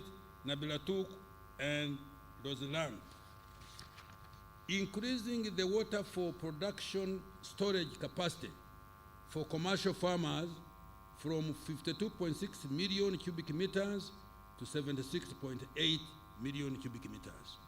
Madam Speaker, to support the restoration of our environment and reverse the effects of climate change, government shall undertake the restoration of 42,450 hectares of degraded wetlands along the Awoja, Kanyeki, Ruhorobero, Nchwera, Chambura, Kiruruma, Naigombwa, Kibimba, Tochi, Aswa, Sezibwa, Mayanja, Muzizi, Mpanga, and Lumbuye water systems. In addition, government shall demarcate a 720-kilometer boundary with the concrete pillars along the following wetlands: Kibimba, Tochi, Sezibwa, Mayanja, Muzizi, Awoja, Mporogoma, Ishasha, Kandeke, Ruhorobero, Nchwera, Chambura, Kiruruma, and Naigombwa. A total of 15 million seedlings of assorted tree species shall be procured and distributed to individual farmers in several districts, as well as to refugee hosting communities in the Albertine region and in Western Nile, as well as individual farmers. Madam Speaker, I have provided shillings 516.78 billion next financial year for climate change mitigation, natural resources, environment, and water resource management. Increasing effectiveness of wealth creation initiative, the parish development model. Madam Speaker, the PDM has now been fully rolled out. A total of shillings 2.4 trillion has so far been provided. The money is being transferred directly to beneficiaries in 10,585 parishes across the country. The introduction of the Wendy application by the government-owned Post Bank and its partners has saved beneficiaries the inconvenience of traveling long distances to open up bank accounts or withdraw their money. It has also enhanced transparency by providing full visibility and traceability for all funds up to the last mile beneficiary. The extensive mobile telephone coverage, both smartphone and KBDT, has helped to lower transaction costs for the PDM beneficiaries. Going forward, government will deepen the use of Wendy and other digital technologies and innovations to enhance financial inclusion and drive efficiency, accessibility, and effectiveness of the program. These technologies will gradually be extended to other wealth creation initiatives. The total of 1.165 million households that have so far received PDM funds have invested in intensive agriculture projects that include poultry, dairy, coffee, piggery, fish, fruits, and food crops. In the next few days, I will release the remaining 529 billion for this financial year directly into the accounts of PDM circles, into the PDM circles. Each PDM circle will continue to receive 100 million shillings. Madam Speaker, 1.599 trillion has been provided next financial year for the additional 100 million per parish to benefit more households. Government will also ensure effective implementation of Pillar 1, which includes input certification, provision of extension services, storage, value addition, and market linkages. Now Emyoga. Madam Speaker, to date, government has provided a total of 480 billion through Emyoga. Out of this, a total of shillings 268 billion has been disbursed to 6,810 Emyoga circles. The beneficiaries have been able to save 85 billion to further grow their circle funds. As a result, 607,636 individuals across the country have benefited from Emyoga funds, and shillings 80.28 billion has been recovered from the first round beneficiaries and is being advanced to others. We should clap for my colleague Kasoro. May I repeat this? Let me repeat it. I can see you didn't get it very. Emyoga. Madam Speaker, to date, government has provided a total of shillings 480 billion through Emyoga. Out of this, a total of shillings 268 billion has been disbursed to 600,810 Emyoga circles. The beneficiaries have been able to save 85 billion to further grow their circle funds. As a result, 636 individuals across the country have benefited from the Emyoga funds, and shillings 80.28 billion has been recovered from the first round beneficiaries and is being advanced to others. Madam Speaker, in the next financial year 24-25, I have provided an additional 100 billion under Emyoga to support more Ugandans to create wealth and boost their incomes. Agricultural Credit Facility. Madam Speaker, since 2009, government has partnered with banks to support commercialization of agriculture through a credit guarantee scheme that provides up to 50% of the money loaned to a farmer. Cumulatively, government has invested 303 billion Uganda shillings, causing a cumulative loan disbursement of 860 billion. This money has enabled a total of 3,868 agricultural projects to access patient capital for commercial on-farm investment, post-harvest management, agro-processing, and trade in agricultural produce. Next financial year, government will continue to capitalize the SF with an additional of 30 billion Uganda shillings. Capitalization of UDB. Madam Speaker, Uganda Development Bank has grown into a formidable shillings 1.3 trillion bank in assets, providing patient and relatively affordable capital to those adding value to agricultural materials, manufacturers, as well as investors in tourism and hospitality, infrastructure, and education. It has created a total of 51,841 jobs. During financial 24-25, the bank will continue to provide capital to businesses involved in value addition, including promotion of innovation in the areas of science and technology. It will also support youth-led enterprises, manufacturers, and also provide working capital to exporters and those involved in import substitution. Green financing is also going to be enhanced to ensure climate adaptation and mitigation. To achieve this, government is going to further capitalize UDB with another 55 billion Uganda shillings. Government is also in the process of acquiring for UDB credit lines worth 1.03 shillings 1 0.083 trillion to lend more to wealth creators. Support to SMEs. Madam Speaker, 2 years ago, government set up Small Business Recovery Fund to provide soft loans to SMEs that had suffered financial distress during COVID-19. Government provided 100 billion shillings to be equally matched by banks to extend credit to the target beneficiaries at 10% interest rate.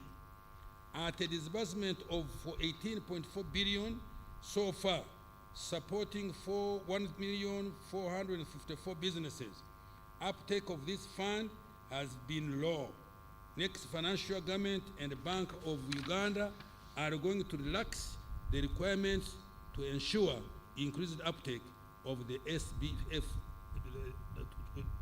to uptake the SBRF to support small and medium enterprise growth. Invite and Growth Program.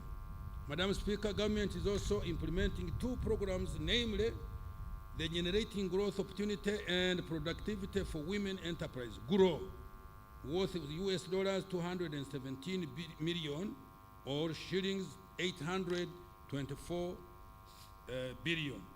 And the Investment for Industrial Transformation and Employment, Invite, worth US dollars 210 million, which is equivalent to 800 shillings billion. These funds are intended to support women-owned enterprises and the value addition for export. Madam Speaker, government is also working hard to reduce the time, cost, complexity of business registration and licensing.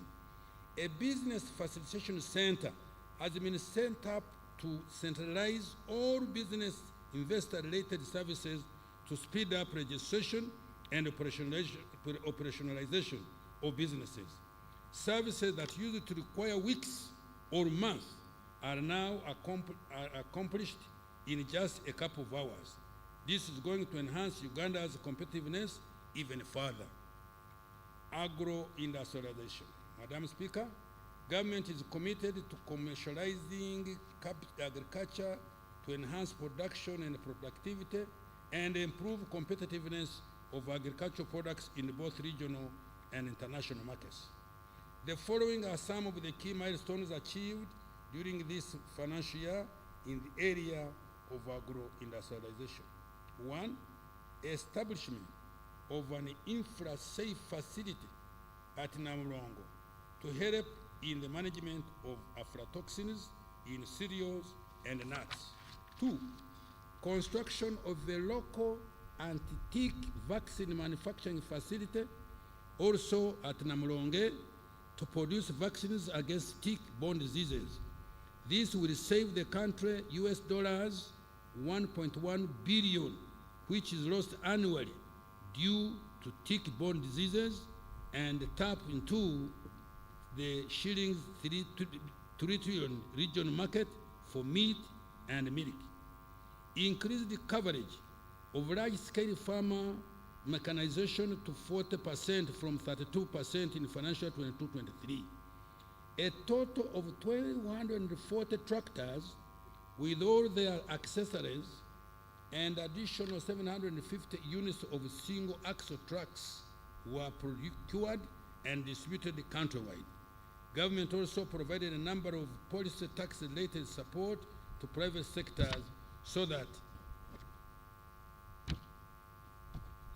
we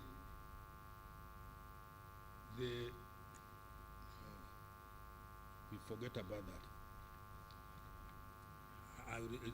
Somebody messed me up. Madam Speaker, in the financial 2024-25 budget, I have allocated a total of shillings 1.878 trillion towards deepening agro-industrialization with increased focus on commercialization and value addition in agriculture. The priority areas include: 1, more investment in research and genetic development of selected value chains for animal, fish, and crop varieties. 2, support for pest, vector, and disease control and prevention.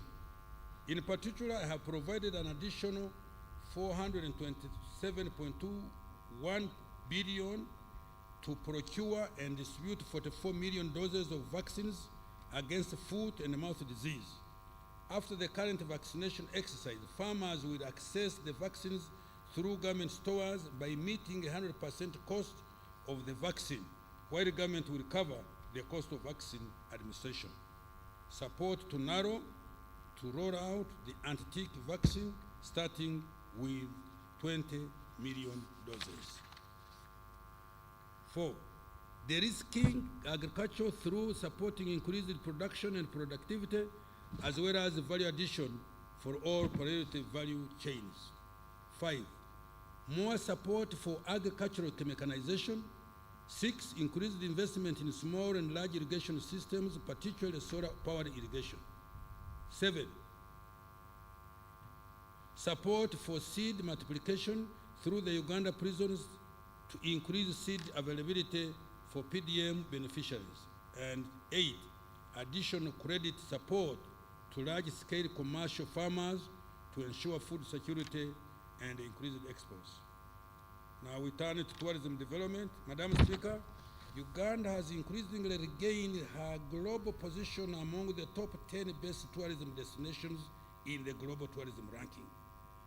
In the year 2023, international tourist arrivals increased by 56% to 1.2274 million tourists, compared to 885 arrivals in the year 2022, and the peak of 1.52 million in year 2019.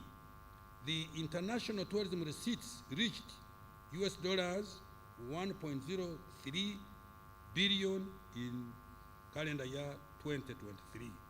Madam Speaker, tourism has a high return on investment. Madam Speaker, tourism has a high return on investment. In financial year 24-25, I have provided shillings 289.6 billion to the Tourism Development Program to undertake the following. 1, support international and domestic tourism marketing and promotion activities. 2, modernize our tourism products to make them more competitive. These include completion of the pier and related infrastructure at the source of the Nile, upgrading the Uganda Museum, construction of 800 to 8,000 meters of climbing ladders and boardwalks on the Rwenzori Mountains to make hiking safer. 3, continue with grading, supervision, and classification of tourism facilities to enhance the quality of services and ensure adherence to required global standards. 4, complete the upgrade of Uganda Hotel and Tourism Training Institute infrastructure in an effort to make it an international center of excellence for training and skills development in tourism and hospitality. And 5, enhance the conservation of Uganda's 22 wildlife protected areas with a focus on mitigation of human-wildlife conflicts. Government is going to construct an additional 150 kilometers of electric fence and maintain the existing 106-kilometer fence, carry out boundary surveillance through more than 13,904 patrols, uproot invasive species, and construct 4 water dams in the protected areas. Madam Speaker, apart from the shillings 287.6 billion that I have directly provided to the tourism sector, an additional shillings 1.629 trillion has been provided for several critical interventions associated with tourism, including support to Uganda Life Authority, construction of tourism roads, road rehabilitation, and upgrade under Kampala Capital City Authority, support to AFCON 27, and the completion of key stadia, strengthening security, law and order in our tourism destinations, and extension of internet to tourism destination, among others. In particular, I have provided an additional 55 billion Uganda shillings to Uganda's mission abroad to support Uganda Tourism Board to market Uganda to potential tourists, market our exports, and attract more investors. Science, technology, and innovation. Madam Speaker, government has earmarked science, technology, and innovation as a key catalyst for the qualitative leap to achieve tenfold growth of our economy. This financial year, building on investments made in recent years, the following are the key achievements contained. Kira Motors Corporation. Government has supported Kira Motors to construct and equip a magnificent 2,500 vehicles per year manufacturing plant in Jinja Industrial Park. This facility has capabilities for bus and truck body manufacture, vehicle painting, powertrain manufacture, electronic key systems, and trim integration and production quality inspection and testing. The complex has so far manufactured 39 buses, of which 27 are electric and 12 are low emission diesel. The company has orders of more than 100 buses from Tanzania, South Africa, Eswatini, formerly Swaziland, and Nigeria. This demonstrates the huge market potential for the vehicles. Kira Motors Corporation currently directly employs 168 people in engineering, production, marketing, and sales, and finance and administration. This number will increase to 600 once the plant in Jinja is fully operational. Madam Speaker, next financial year, government is going to support Kira Motors with shilling 32.5 billion to complete the plant and access working capital. Presidential Initiative on Banana Industrial Development, PIBID.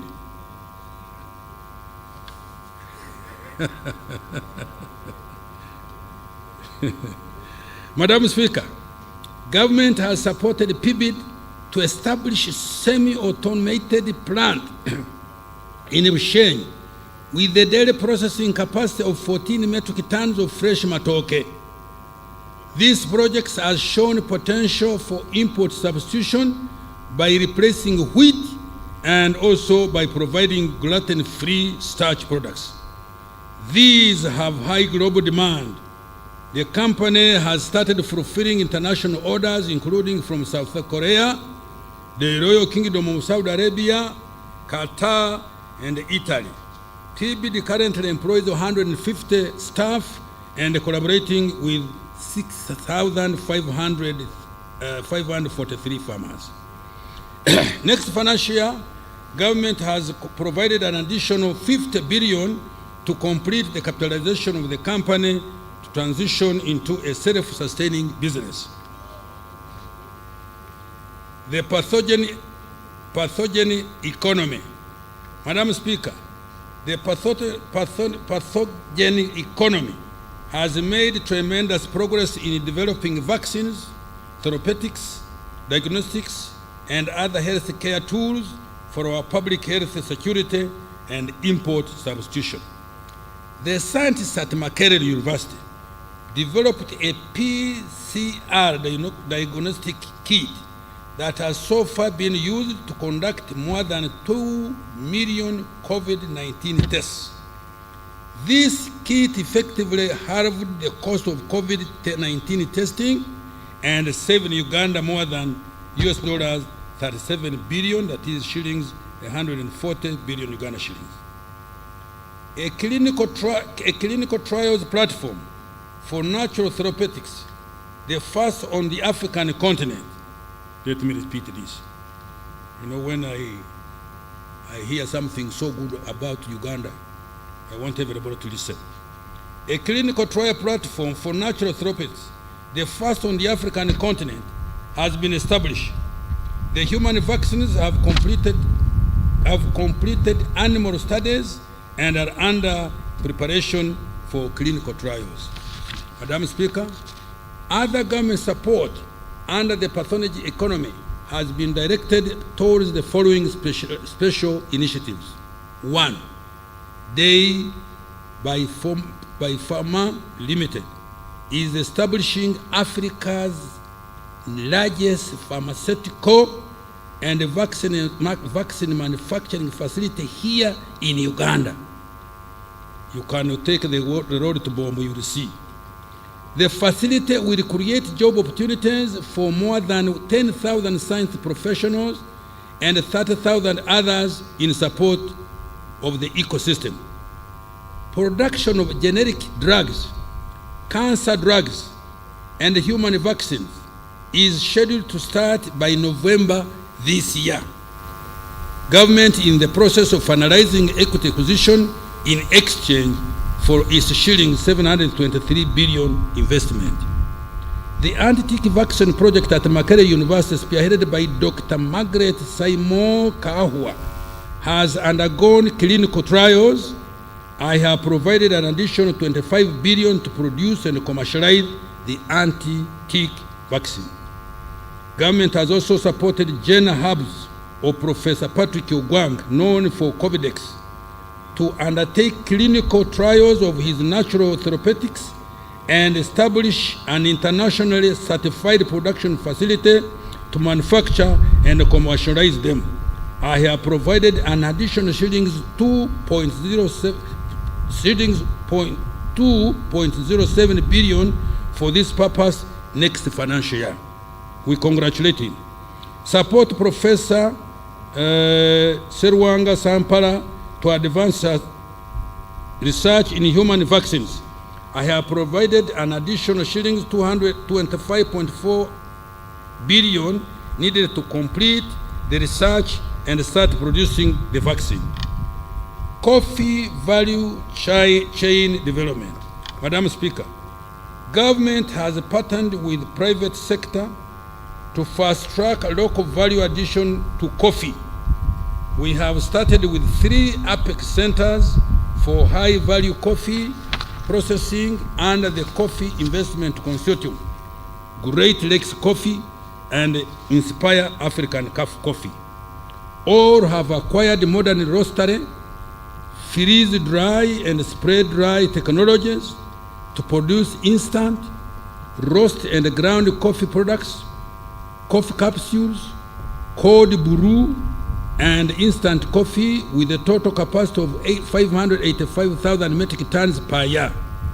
One of the facilities is complete while the other is 62% complete. Government will support the completion and expansion of these facilities, the operationalization and market penetration of the products on the local, regional, and international market. The target is to aggregate, add value, and market at least 1 million bags of medium to high quality coffee, green coffee beans by 2025. This will earn Uganda shillings 560 billion, Uganda shilling, no, sorry. This will earn Uganda shillings to 560 million US dollars from value added coffee in the next 5 years, which would catalyze the whole sector to bring in at least US dollars 5 billion in line with our 10-fold growth strategy. Shilling 75 billion has been provided next financial year to improve coffee value chain development. Space program. Madam Speaker, government has supported rapid human capital development of the aerospace program by training our engineers in Japan, China, and Egypt. Government partially furnished the headquarters of the space program, the Impoma Satellite Earth Station, to enhance weather prediction and monitoring landslides and the environment. Government will support completion of these initiatives, including the establishment of a satellite development laboratory and a modern geospatial center to be able to obtain data from a broad spectrum of satellites from partner nations. I have provided 3.3 billion for space program activities next financial. Madam Speaker, I want to commend His Excellency the President for spearheading the development of the knowledge economy through targeted funding of research and development and scientists in general. You are very mean.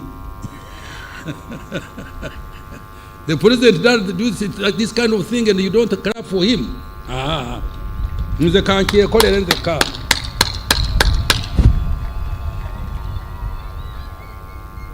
Madam, mineral development now. I'm moving to mineral development. Madam Speaker, mineral development is another growth accelerator that has been earmarked by government to expand Uganda's economy by 10-fold. It is going to support resource-based industrialization into light manufacturing and high-tech exports. During the financial year we are ending, the following have been achieved in the minerals sector. 1, the entire country has now been fully mapped using airborne and ground geophysical technologies. 2, the National Mining Company has been incorporated as a commercial vehicle for investment and trading in minerals on behalf of the government of Uganda. 3, several key mineral development projects and mineral value addition centers have been developed, including Wagagai for gold mining in Busia, rare earth metals in Bugweri, a graphite project in Kitgum, limestone mining project by Stanbird Resource Limited in Moroto, and 7 gold refineries in Kampala, among others. Mrs. Woodcross Tin Smelting Company has established a tin smelter in Western Uganda to produce tin ingots to 99.95% tin grade. Madam Speaker, next financial year, I have allocated 41.55 billion to undertake the following interventions for further mineral developments. Fast-tracking quantification and market studies for all minerals for the purpose of investor promotion. 2, operationalizing the National Mining Company. 3, further reviewing and strengthening the fiscal regime for minerals, including regulations of artisan and small-scale miners. 4, developing the e-government mineral production system and data bank for mineral statistics. 5, commencing construction of Busia and Moroto beneficiation centers and strengthening the Ntungamo and Fort Portal centers. 6, facilitating private sector participation in exploration, mining, value addition to minerals, oil and gas now. Madam Speaker, Uganda is progressing steadily toward the first oil in financial 25-26. During the financial year we are ending, the following have been achieved. 1, the upstream petroleum project has advanced with drilling works in preparation for production. 2, the East African Crude Oil Pipeline, EACOP, project is on track with 500 kilometers of pipeline delivered in Tanzania. The target is to lay 100 kilometers per month. 3, the thermal insulation plant for heating the EACOP in Tabora, Tanzania was commissioned in March this year. 4, the Ministry of Energy and Mineral Development has issued 2 new exploration licenses to Uganda National Oil Company and DGR, an Australian-based company. 5, the planned 60,000 barrels per day refinery in Kabale, Chikube district, is progressing very well. The land for the project sites and associated terminal has already been acquired by government. Technical designs for the project are ready. Government is working with Alpha MBM investments from the United Arab Emirates to build the refinery. 6, government enforcement of the national content policy has ensured that up to 93% jobs in the oil and the gas sector go to Ugandans. A total of 13,670 jobs so far have been given. 7. In addition, the companies investing in the oil and the gas sector are contracting locally. Since 2021, contracts worth US dollars 1.796 billion have been awarded to Ugandan companies out of the total contract investment of US dollars 7.162 billion. Madam Speaker, in a bid to ensure security of supply of petroleum products, UNOC, in partnership with the private sector, will commence the importation of all our petroleum products beginning in the first week of July this year, which is very near. Madam Speaker, next financial year, I have provided shillings 920.68 billion for the oil and the gas sector to prioritize the following. 1. Development of the East African crude oil pipeline hub in Tanga. 2. Continued construction of the EACOP, including the necessary infrastructure to facilitate adherence to high-quality environmental standards. 3. Procurement and dissemination of the 57,000 liquefied petroleum gas cylinders to promote clean cooking. And 4. Establishment of Petroleum Geoscience Laboratory. And finally, 5. Equity contribution for the final project. Integrated transport infrastructure and services. Madam Speaker, a total of 205 kilometers was added to the paved network during financial 23-24, increasing the total paved national road network to 6,338 kilometers, representing over 30% of the national road network. The following roads were completed during the financial year: Atiaka Loropi, 66 kilometers, Masindibiso, Hoa, Nyairongo, Kiarushesha, Butole, and Kavali, Kiziramfumbi Road, 97 kilometers, Moroto, Nyalia, Nyala, 42 kilometers, Rukungiri, Kihi, Shasha, Kanungu, 78.5 kilometers, Kapchorwa Swam, 73 kilograms, and Masindi Park Junction and Tanji Junction, Parabulisa Road, 159 kilometers. In addition, 3 bridges were completed and the construction of 36 critical strategic bridges is ongoing. The completed bridges are Kampala Flyover and road upgrading, 2 Lugogo Bridge connecting in Nakasongola district and Ngoma in Nakaseke via Kasozi, 3 Saka Swamp crossing in Palisa. With regard to air transport, the following were accomplished during the year we are talking about. 1. 90% completion of Kabalega International Airport in Hoima.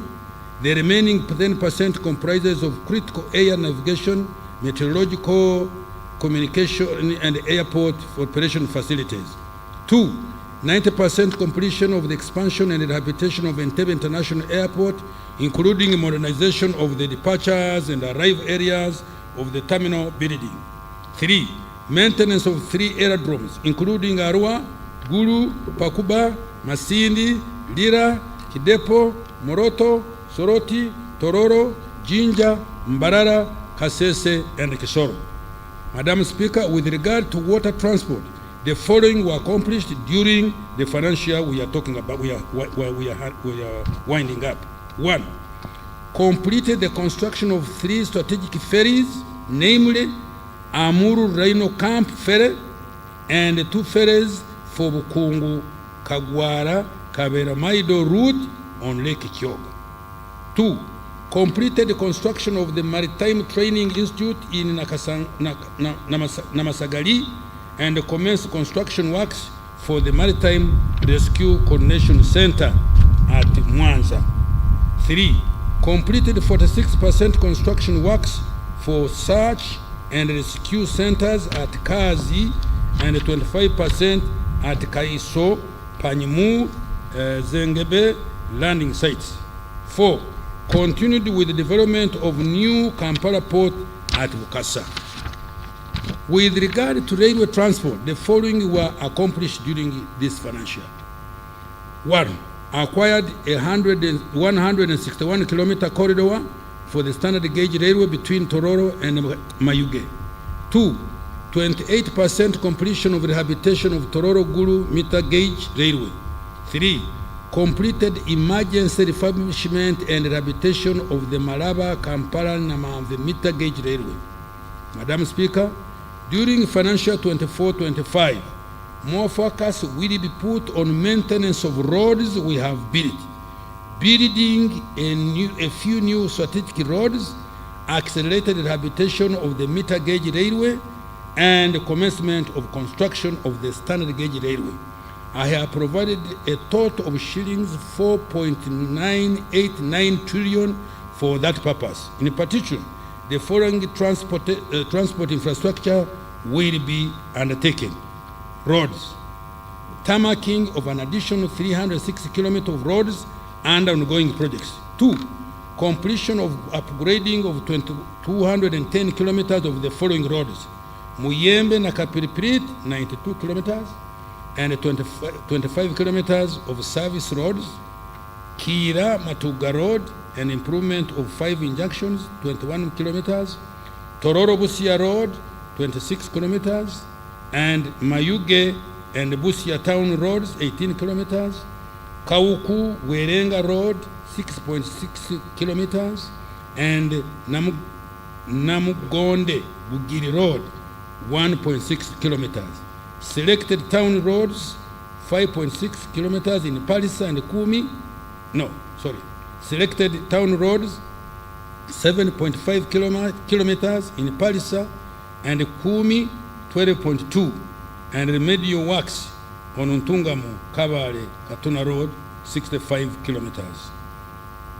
Commencing the upgrading and construction of 643 kilometers of following roads projects.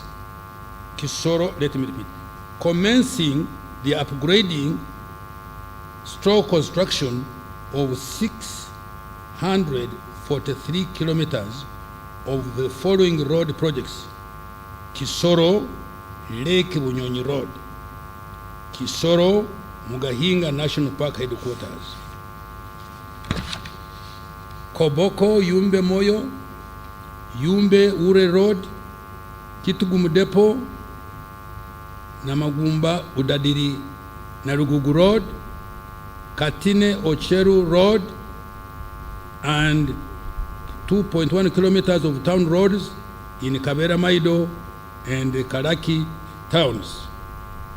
Kienjojo, Kihura Wizi, Wamwanja, Kahumpe, and Empara Wiz, Iganga, Uropa, Kamuli, and Jinja, Mburamuti, Kamuli, Bukungu, and Jinja City Roads, Kisubi, Nakauka, Natete, Nakauka, Kasanje, Mpigi, Nakauka, Mauguru, Nanziga, Maya, Kasanje, Bwawaya.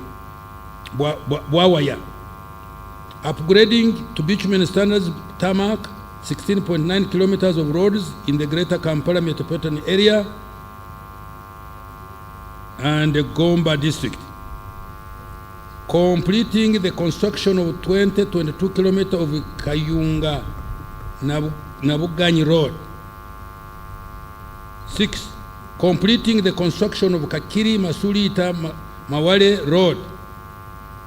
7. Rehabilitation of over 10,000 kilometers of national and community access roads in various parts of the country. This will be in addition to routine maintenance under the Uganda Road Fund. 8.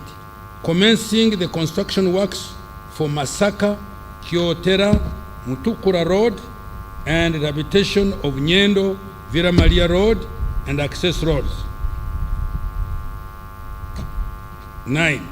Continuing with the ongoing construction of up 30 bridges and structures on the national roads including Ara, Anzu, Gazi, Rhino Camp, Acha, Rhino Camp, Lugogo Swamp Crossing, Nabuhakia, Nambola, Namsimeri, Sahana, Kamisaru bridges, Rubonji Bridge, Maziba, Kiruruma, Wembio, Kajweng bridges, Kamirwa, Nyakambu, Kochi, Osu, Odrua, Dunga, Mahoma, Mpanga, Nabuswa, Nyabusu, and Perepa bridges, among others. Development of water ferries. Madam Speaker, the construction of 2 Lake Bunyonyi ferries is currently underway and will be completed next financial year. Now, air transport. Madam Speaker, shillings 162 billion has been provided for completion and operationalization of Kabalega International Airport in Hoima, and plans are underway to acquire at least 2 mid-range aircraft and 2 cargo aircraft to facilitate exports in the medium term. Information and Communication Technology, ICT. Madam Speaker, during the financial year we are concluding, the following have been achieved in the ICT sector. 1, a total of 4,354 kilometers of optic fiber cable have been laid across the country, connecting 1,523 key government service delivery units to the national backbone infrastructure. 2, the internet penetration in the country has increased 64% from 25% in 2017, and the share of government services provided online is now at 40%, up from 20% registered in 2017. 3, a PDM information system has been developed and rolled out in all the 10,585 parishes across the country. Madam Speaker, next financial year, I have provided shillings 246 billion to continue developing the ICT and digital transformation through the following interventions.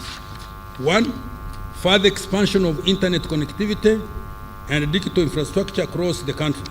2, continuing the rollout of digital services across government to improve efficiency of service delivery and transparency and accountability. 3, leveraging business process outsourcing and ICT to create employment opportunities for our young people. 4, digital skilling to increase adoption of the digital services. And 5, cyber security, data protection, and privacy. Energy development. Madam Speaker, the country's power generation capacity has increased by 600 megawatt from 1,376 megawatt to 1,978.1 megawatt, following the connection of Karuma Hydropower Dam to the national grid. The electricity transmission capacity has now increased to 4,218 kilometers of high voltage from 3,500 kilometers in 2020. In the next financial year, I have provided shillings 982.56 billion to undertake the following. 1, increase access to electricity through grid expansion and connectivity projects. 2, more investment in construction of transmission and distribution networks targeting load centers to promote value addition. 3, improving the quality of power supply through systematic operation and maintenance of existing power infrastructure. 4, increasing access to clean energy by supporting clean cooking technologies. 5, development of 5 microgrid power plants using wind and solar hybrid in Karamoja. And 6, preparatory activities for the 8,400 megawatt nuclear power plant in Buyende district. Industrial development and manufacturing. Madam Speaker, In our 10-fold growth strategy, government is going to step up efforts to accelerate the diversification of the economy, add value to raw materials to boost exports, and import substitution to continue reducing our export and also build more basic industries to produce items that Ugandans use on a daily basis, such as sugar, soap, cooking oil, clothes, medicines, construction materials, etc. Our industrialization efforts are being undertaken mainly through the private sector, but with the state playing a de-risking role. Government, through the Uganda Development Corporation, is undertaking targeted investments to increase Uganda's manufacturing capacity. During the financial year we are ending, the following investments have been undertaken by UDC to increase local manufacturing capacity. 1. The Atiaka Sugar Factory has acquired modern mechanized equipment for the sugarcane fields in Amuru and Ramo district and installed modern irrigation systems. 2. 4 tea factories have been supported to expand and process tea for both domestic market and export. These are Kayonza Growers Tea Factory, Kigezi Highland Tea Factory, Mabale Growers Tea Factory, and Mpanga Growers Tea Factory.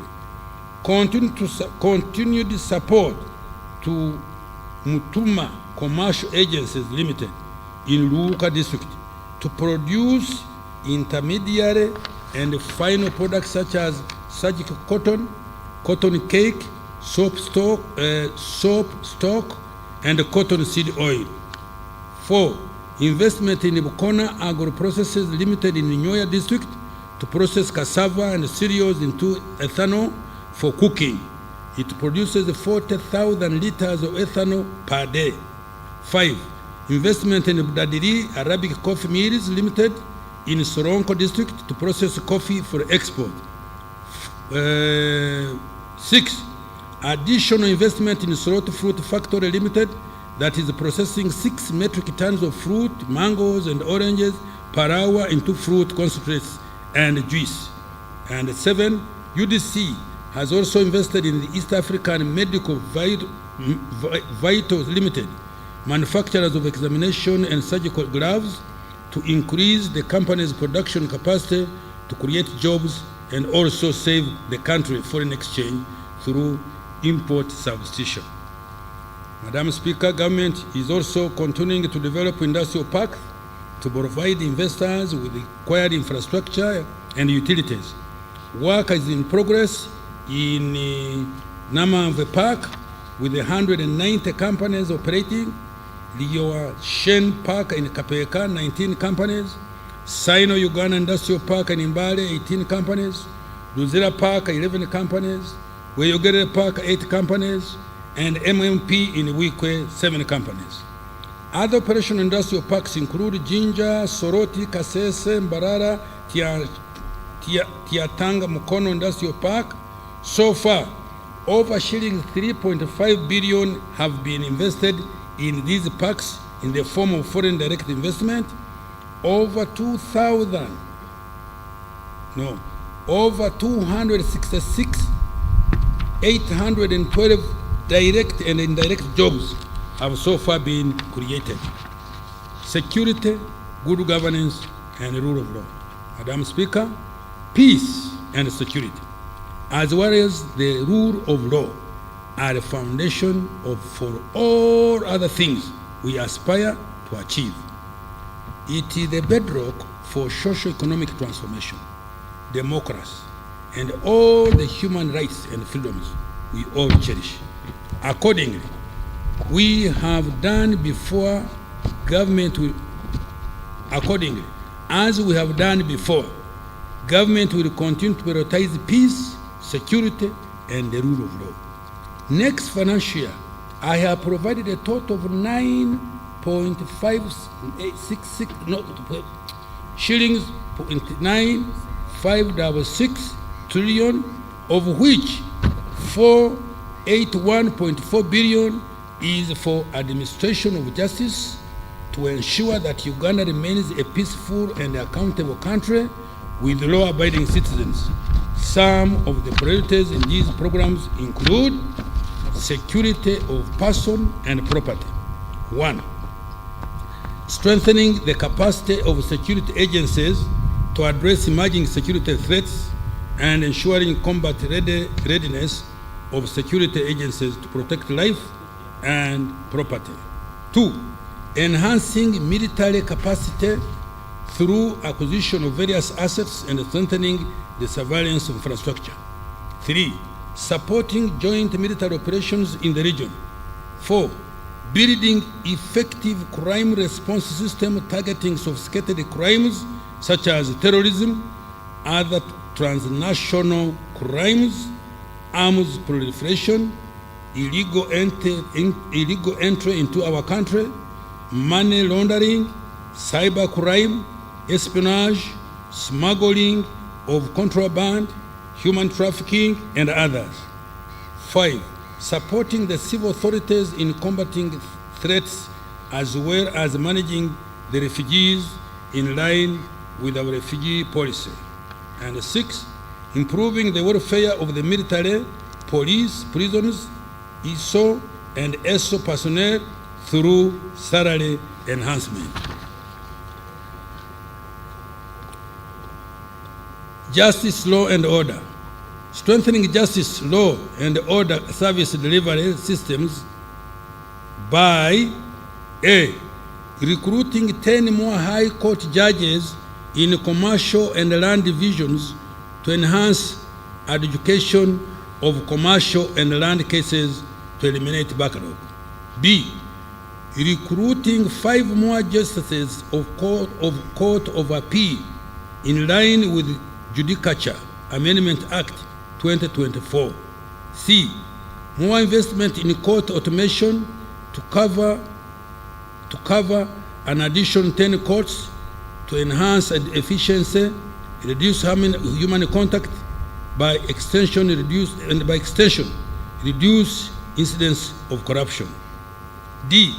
Promotion of alternative dispute resolution mechanism to complement the formal adjudication of cases.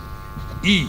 Starting construction of regional courts of appeal in Imbarara and Gulu, high courts in Hoima and Masindi, chief magistrate courts in Amurota, Bulo, Rakai, and Katine, and magistrates grade 1 courts in Busembatia, Nyarushanje, Rubuguri, and Adwari. F. Promoting the use of scientific evidence in investigation and prosecution of cases, including construction of the National DNA Data Bank at the Government Analytical Laboratories at Wandegeya. G. Mass enrollment for and renewal of national IDs and automation of immigration and business registration services. H. Reforming laws and the due process to ensure faster and expeditious resolution of disputes, among others. Natural disaster response and management. Madam Speaker, I'm about to close. During financial year 23-24, government supported 93,930 households with relief food and non-food items across the country. Next financial year, I have provided shillings 18.1 billion plus a contingency fund of 146.26 billion to support disaster response and management, including operationalization of the National Disaster Risk Management Plan. 2. Support 50,000 households with food and non-food items across the country. 3. Provision of funds to Uganda Red Cross Society to support disaster victims. And 4. Supporting the resettlement of 1,000 households that were displaced by landslides and floods in the Elgon region, including the districts of Duda, Manafa, Bulambuli, Namisindwa, and Soronko. Government strategy for financial 24-25 and the medium term. Madam Speaker, in line with HE President's guidance My ministry, in collaboration with the National Planning Authority, has developed a strategy for growing Uganda's economy tenfold. The target is to expand the size of the economy from about 50 billion US dollars last year to 500 billion US dollars by 2040. Government has identified 4 anchor sectors to drive this growth. These are agro-industrialization, tourism development, mineral development including oil and gas, and science, technology, and innovation including ICT. Madam Speaker, these are the ATMs that are going to mint money for Uganda's next financial year and in the medium term. The detailed enabling policies, interventions, and actions will be contained in the forthcoming fourth National Development Plan. Madam Speaker, to achieve this ambitious goal in the next 15 years, we must deliberately and pragmatically do the following. 1, double the size of GDP every 5 years for the remaining 3 national development plans. 2, raise per capita GDP 6-fold from the current US dollars 1,146 to about US dollars 7,000 in financial year 2039-40. 3, double the level of savings in the economy from 20% of GDP to 40% of GDP in 2040. 4, raise the share of exports in GDP from 12% in 2022 to 50%, and the share of manufactured products in merchandise exports from 13% to 50%, and medium high-tech products from 21% to 50% over the same period. 5, increase the annual FDI inflows from US dollars 2.9 billion in 2022 and to US dollars 50 billion by 2040. 6, accumulate the stock and the quality of human capital, skilled workers, physical capital, energy, railway, roads, air travel, and internet infrastructure, and natural capital, forests, swamps, rivers, and lakes. Madam Speaker, the success factors of this strategy are: 1, enhancing the capacity for effective national defense and security to avert any internal or external security risks. 2, maintaining constitutional order, an effective and efficient judiciary, and a people-centered legislature. 3, economic stability in line with the commitments contained in the Charter of Fiscal Responsibility. 4, a reformed government-wide coordination of rationalized ministry, departments, agencies, and local governments. 5, effective and accountable public institutions prepared to fight corruption and impunity. 6, policy consistency to ensure effective implementation of government programs and interventions. 7, enforcement of local content in government programs and investments, and support to culture and the creative industry. 8, digitization and automation, including e-payment, e-commerce, e-government, procurement, e-health, e-education. 9, support and take advantage of the full implementation of the East African Common Market and economic integration under the African Continental Free Trade Area. Now, financing and expenditure for the year we are entering, Madam Speaker, the total resource envelope for financial year 24-25 amounts to shilling 72,136,504,253,466 shillings, of which total revenue is as detailed below. Domestic revenue amounts to 31.982 trillion, of which 29.366 trillion will be taxed revenue and shillings 2.616 trillion will be non-tax revenue. 2. Budget support, shillings 1.394 trillion. 3. Domestic borrowing, shillings 8.968 trillion. 4. Treasury bonds for settlement of government outstanding obligation to Bank of Uganda as at 30th June 2024, shillings 7.779 trillion. 5. Domestic refinancing of maturing domestic debt, shillings 12.0022 trillion. 6. Petroleum fund withdrawdown, shillings 115.4 billion. 7. Project support external financing, shillings 9.583 trillion. And 8. Local government revenue collections, shillings 293.9 billion. Madam Speaker, the total government expenditure for financial 24-25 is projected at shillings 72 trillion 136 billion 504 million 253,466 shillings trillion, of which the total appropriation is shillings 37.56 trillion and statutory expenditure is 34.756 trillion. Wages and salaries are projected to amount 7.926 trillion, non-wage current expenditure to shilling 17.45 trillion.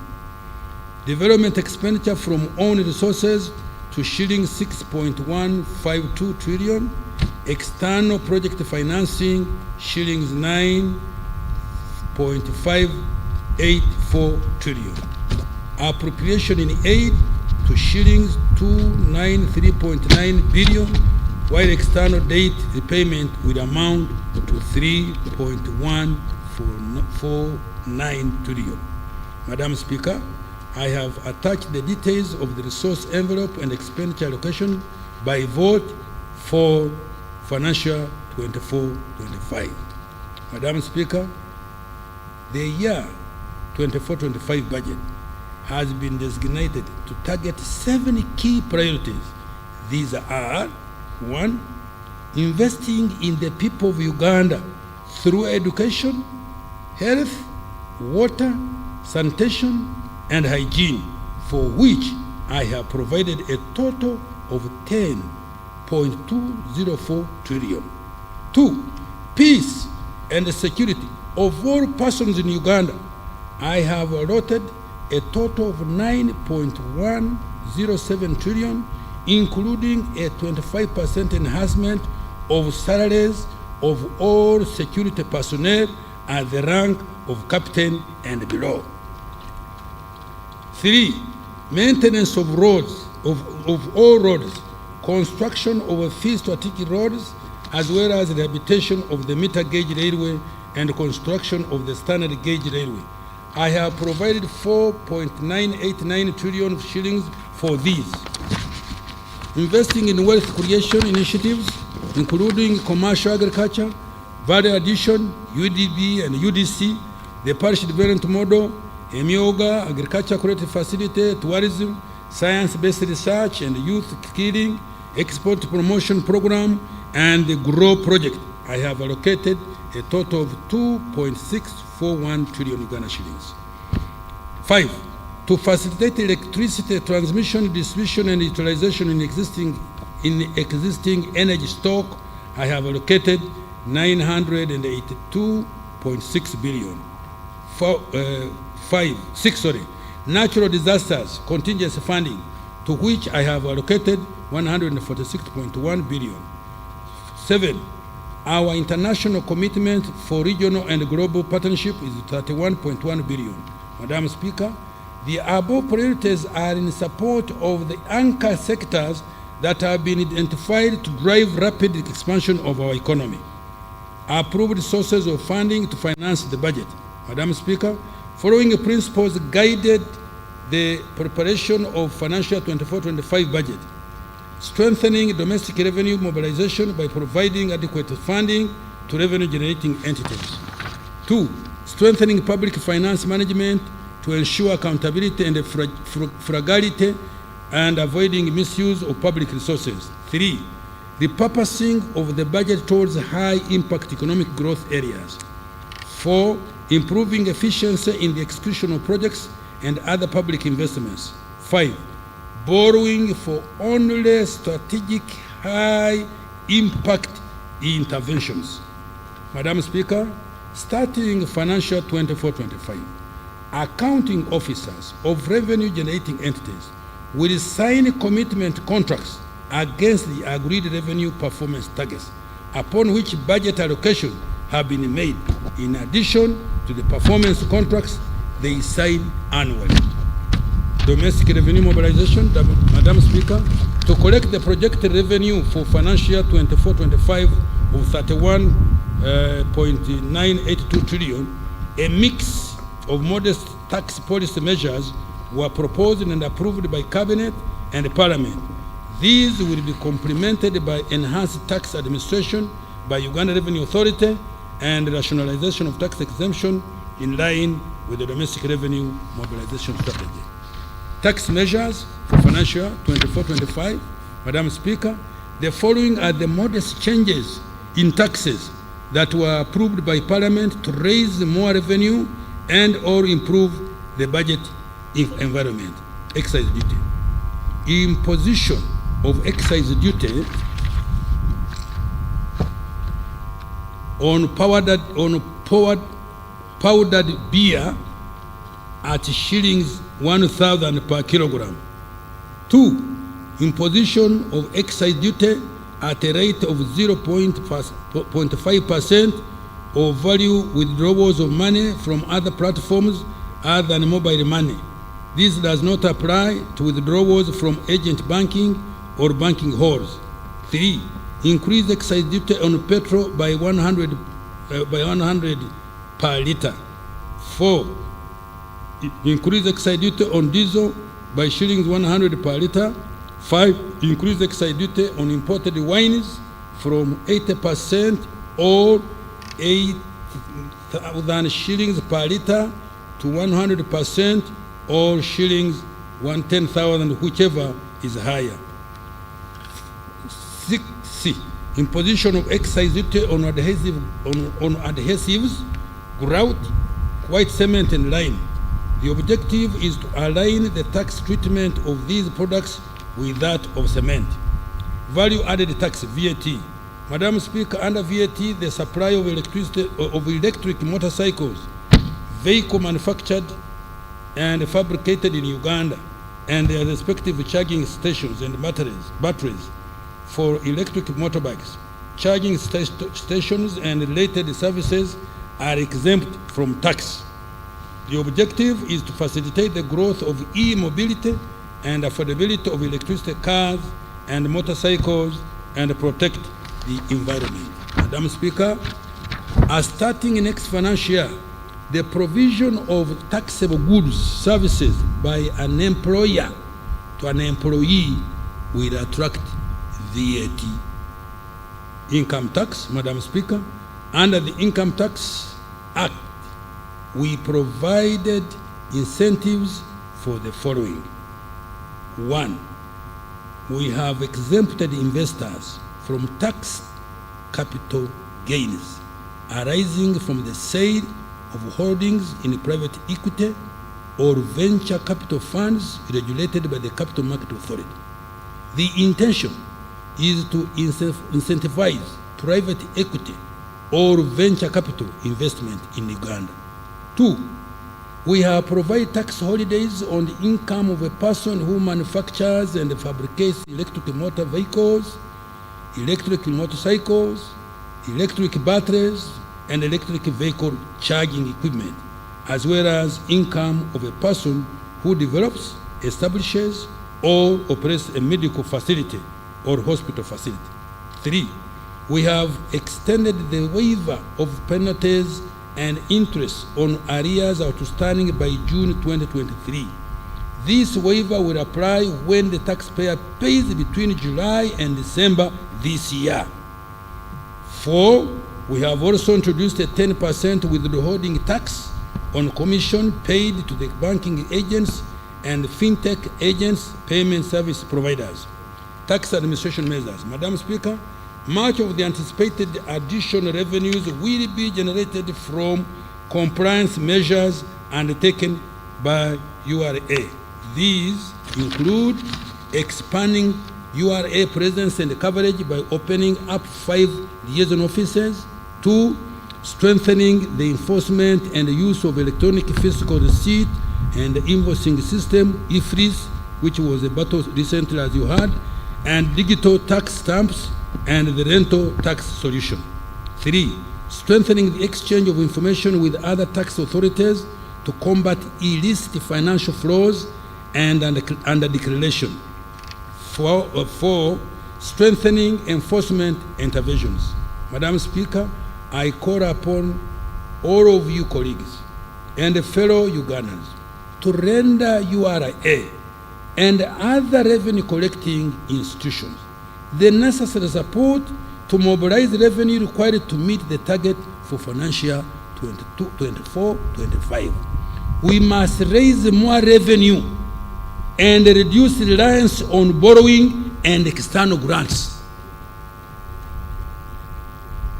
I will repeat, we must raise more revenue and reduce reliance on borrowing and external grants. Those of us who go to borrow, they take us as if we are children. They look at you, go today, come tomorrow. Go today, No, we should really take a decision so that we can at least get a reasonable percentage. Date, public desk. Madam Speaker, as at the end of December 2023, Uganda's total public debt stood at 93.3 trillion, equivalent to US dollars 24.69 billion. Of this amount, external debt was shillings 55.37 trillion, equivalent to US dollars 14.64 billion, while domestic debt was 38.01 trillion, equivalent to US dollars 10.5 billion. The public debt is projected at shillings 97.638 trillion, equivalent to US dollars 25.716 billion by 30th June this year. In nominal terms, Uganda's public debt to GDP was estimated at 46.9% in June 2023 and is projected to end at 47.9% this financial year ending June. This is below the 52.4% threshold provided for in the Charter for Fiscal Responsibility for the financial year 23-24, and less than 50% of GDP government policy target for debt sustainability. Madam Speaker, although our debt has increased, it is still sustainable, and the government is committed to keeping it sustainable. Most importantly, the money we have borrowed has been invested well, and these investments have started to give good results. The borrowed money has been spent as follows. 1, 29% was invested in improving the transport infrastructure, including oil roads, Kampala flying over, and the several tarmacked roads linking the whole country, airports, including upgrading Entebbe International Airport, and the building of Kabalega International Airport, rehabilitation of the meter gauge railway, etc. 2, 28% has been invested in the development of energy infrastructure, including Karuma and Isimba dams, power transmission lines, and rural electrification. 3, 12% has been invested in improving water sources for both human consumption and for irrigation and livestock. 5% in agro-industrialization. 5, the development of industrial parks, extension of national backbone infrastructure, which has improved the quality of internet and communication, as well as investment in education and health, among others. Nonetheless, the ratio of total debt service to domestic revenue, excluding maturing domestic debt redemptions, is projected to increase to 40.3% in financial year 24-25 from 23.4% in financial year 23-24, above the threshold of 20%. This is the reason government has committed to exercising caution in borrowing to ensure debt sustainability by implementing the following measures. 1, prioritizing concessional borrowing where available and reducing commercial borrowing at high interest rates. Such a borrowing shall only be for very few strategic and high impact projects. 2, strengthening capacity for domestic revenue mobilization. 3, controlling government spending to ensure allocative efficiency. 4, boosting exports to increase foreign exchange inflows. 5, ensuring project readiness and the quality of public investment to increase the return on investment. Now I conclude. Madam Speaker, in conclusion, the economy has fully recovered from various shocks that have impacted it in the past 4 years. It is now poised to accelerate towards take-off, powered by value addition to our agricultural raw materials and the abundant natural resources, growth in industry, tourism, and innovations by our scientists. This budget is greatly for Ugandans still stuck in the subsistence economy. Countrymen and women under this category take full advantage of PDM and other wealth creation funds, as well as other support services, to join the money economy in any of the 4 sectors: commercial agriculture, industry, services, or ICT. To the private sector, this budget is anchored on the 10-fold growth strategy. It presents to you a multitude of opportunities. It has invested in a number of interventions to further improve the business environment. The macroeconomy is stable. Infrastructure is improving. Affordable capital has been provided for you to engage in value addition and export. Electricity is now reliable, and the government will work hard to reduce its cost. Regional markets are expanding, and the barriers to market access are being removed. Therefore, take full advantage of these opportunities to create wealth and prosperity. Have we agreed with the businessmen? Yes, please. Yes. To the youth, this budget offers opportunities. You, the youth, listen. To acquire more skills, access finance, innovate, and develop new and better products. To those with talents, I assure you that creative industry is going to be supported. This budget is the beginning among many in the medium term intended to open up doors for you to escape unemployment and manipulation by self-interested individuals and groups. Take full advantage of the opportunities to make money and live a productive and long life. Like some of us. To the women and mothers of the nation, the budget has provided funds to improve your health, to ensure that your children are born in safe hands, are immunized, sleep under mosquito net, drink clean, safe water, and are educated in nearby schools for free. The budget has also allocated billions to support your businesses, however small they are now. To the elderly, persons with disabilities, and other vulnerable persons, wherever you are in this country, the budget offers several social safety nets, not only to shield you from poverty, but also to ensure that you can be productive and begin to live a decent life. To the gallant men and women in uniform, at the rank of captain and below, who are serving in the UPDF, in the Uganda Police, in the Uganda prisons, in internal and external intelligence services, this budget contains the first installment of enhancement of your pay. Continue to serve your country and keep it as safe as you have already done. Happy belated Heroes Day. Madam Speaker, as I step off this podium, I would like to call upon all Ugandans to embrace the President's message. Let every adult Ugandan engage in producing a good or a service for sale. That way, we shall be able to create a bigger pie for the greater good of our country.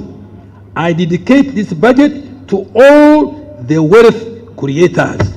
Madam Speaker, with that passionate statement, I wish to beg you to move. Thank you. Thank you so much, Honorable Minister. Honorable Minister, everybody appreciates your budget this year, and that's why you can see nobody has even slept. We want to congratulate you so much, and we want to thank you, Honorable Minister, and by extension, we want to thank the President for the clarity of your delivery of the budget speech for this financial year. Thank you so much, Honorable Minister. Next. Remarks by His Excellency the President. Honorable members and distinguished guests, as I said, Honorable Kasaija was performing a delegated role. The Chief Minister of Finance now is going to give us briefs on his budget. I now take this opportunity to invite His Excellency the President of the Republic of Uganda, Yoweri Kaguta Museveni, to make his remarks on his budget. Welcome, Your Excellency.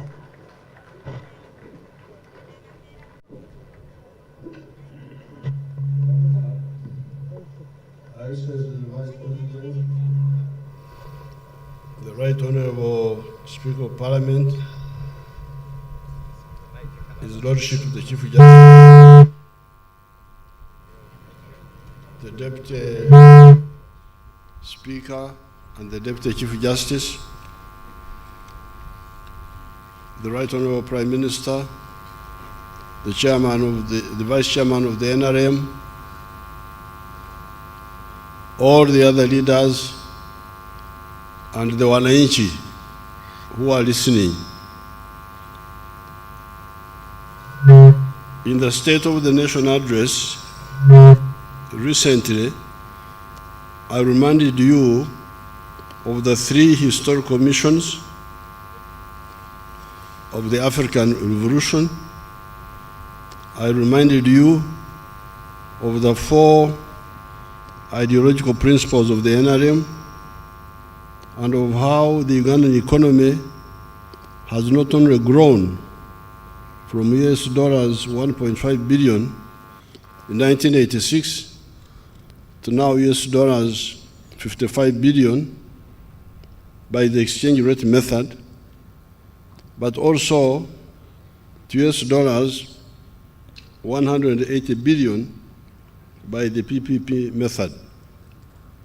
I think the economists should get time and explain to you this difference between GDP by the exchange rate method, which is what the minister was talking about here, and GDP by the PPP method, the purchasing power parity method. The exchange rate method shrinks our economy because we are still importing items from abroad unnecessarily. We are importing unnecessarily. If you look at the size of our GDP by the PPP method, it is now 2 times the size of the South African economy when Mzee Mandela took over the leadership of that country in 1994. Because at that time, the GDP of South Africa was about 80 billion, 89 billion or something. So if you use the PPP method, the GDP of Uganda now is 2 times the size of the South African economy by the time Mzee Mandela took over government there. In the next few years, for me, I'm not waiting for the 2040, because they keep talking about the 2040. We shall catapult the economy to the size of the USD 500 billion. Why am I sure of this? It is because much of our economy today is comprised of raw materials that are in value nominally 10% of the value of the final products. By adding value to coffee, maize, forest products, minerals, etc., our economy will grow exponentially. You have seen the exports in this year. They grew by 38%. You saw the figures there, which the minister was showing you. Exports, export earnings in 1 year, from $4 billion to $7 billion. Rate of growth 38%. Because we are just underutilizing everything. This is the problem. Uganda importing furniture. You can imagine that? Importing furniture from Dubai, from India. Mama Janet here had to fight with those wonderful people in the Ministry of Education who were determined to buy furniture from India. Imagine, furniture in Entebbe also takes money outside. Money is taken to buy dead people's clothes from outside. Mtwijuro, that's what the Banyankore call clothes of dead people. They are called Mtwijuro. So that's what we spend $800 million on imported textiles. The shirt I am putting on is made here, 100% Ugandan. This shirt here. Why should we import textiles? We had some issues with the traders here, the people they call traders. What they call traders are the importers. How about, there was a man called Warusi Mpanga in the 1950s. He was buying cattle from the Ankole area and bringing them to Kampala. He was not an importer. He was an internal distributor. According to the traders in Kampala, that one is not a businessman. The businessman is the one who is Okusaka, who is buying from outside. This slave mentality must go away. I'm not a slave myself. I have never accepted a slave dependency mentality. That's how we were able to lead our revolution. So this importing is what is creating the discrepancy. The economy is bigger, $180 billion, but if you use the exchange rate method, it comes to 55 billion. It shrinks. But if you solve that, the size in figures would be much bigger than it is now. We have the electricity, and we shall continue expanding the generation. I want to thank the minister. Really, he showed everything here in detail. And I'm glad you gave him a standing ovation. I think you may go to heaven because of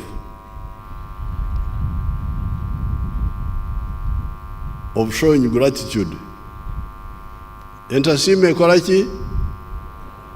Entasime Karachi? Kare Biblia. The one who does not thank, nobody will give him again. We have the electricity, and we shall continue expanding the generation and the transmission. The private sector is the main engine of growth and transformation. We already have a well-educated population that is easy to skill and is also innovative. As you saw, the science, the knowledge economy, those are our young people who are doing all those scientific innovations.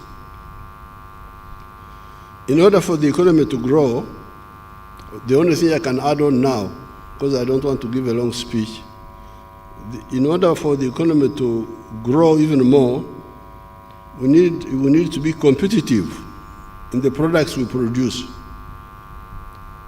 And the minister conveyed my message very emphatically, which I will repeat at the end of this short speech. But in order, we need to be competitive in products and services we produce. Our products and services must be cheaper and of better quality than products from other countries. In order to achieve that, we need affordable electricity, which is already being worked on. Because for you to be competitive, you need cheap electricity. And we are working on that, as you saw here. We need low-cost money for the wealth creators, which is already available in the forms of PDM, Emioga, and UDB loans. I really want to render irrelevant these money lenders and all these people who suck our people. We shall continue putting money in PDM, in Emioga, in UDB, so that the people who want wealth creation have soft money, money which is not very expensive.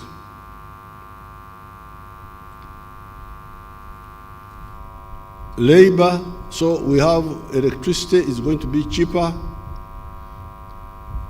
Money for wealth creation would be cheaper. Labor is still not expensive. However, and those are the crucial factors when you are producing a good or a service: the cost of electricity, the cost of the money you borrow, the labor costs, the wages which are being paid, the salaries which are being paid to the workers. However, to further handle the issue of the cost of production that to render products and services uncompetitive. Correct this in my speech. This should be uncompetitive. We must reactivate rail and water transport for cargo. This is what is missing now.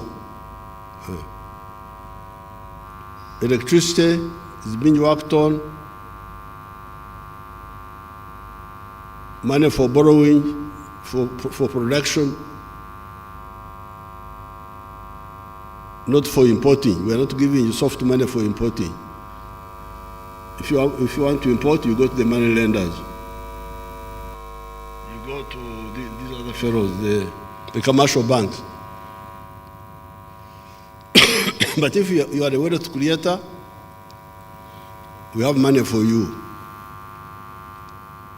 The cost of labor is still low. But how about the cost of transport? Transport, not for people who are going to nightclubs. Those can pay whatever cost they are charged. It's up to them. If you don't want to pay, you stay home. So when I say the cost of transport, I'm talking about transport of goods, cargo. That's why the railway is our next big target. Railway for the goods, and especially for the goods, even people, but mainly for cargo.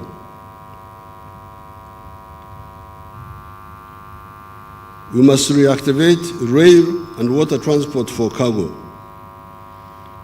We have repaired the old meter gauge from Maraba to Kampala, and also from Tororo to Gulu Pakwach.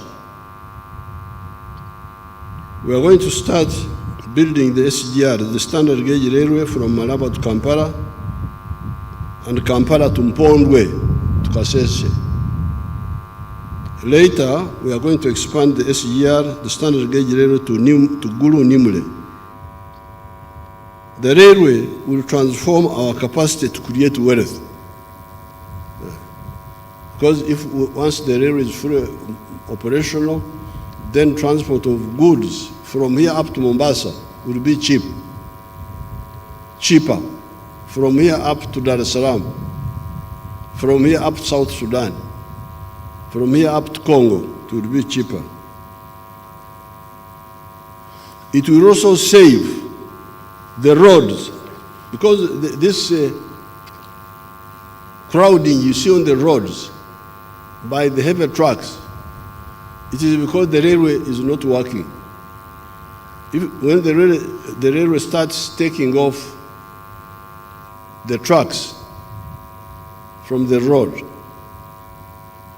then the pipeline, because we are also making the pipeline for petroleum, because now the road has got passengers, they are on the road, you have the cargo on the road, you have the petroleum products on the road. That's why the road is under such pressure.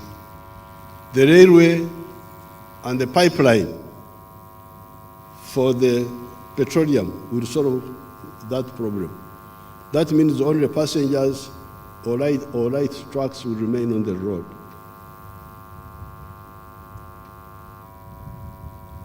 It will cause less pollution and consume less fuel. Because on the road you spend a lot of fuel stopping, because of the slow movement. We are moving forward on the issue of introducing electric cars and electric boda-bodas, as you saw here. So, these are the two additional strategic interventions: the railway and the pipeline for the petroleum products. Now, the other strategic intervention, we need to stabilize our economy forever, is irrigation for agriculture. The minister talked a bit about it here, but we need to do more emphasis. Because you know we are lucky, we have rains, but sometimes the rain is delayed, or sometimes you have less rains. Then you get a crisis, lack of food. So in order to remove that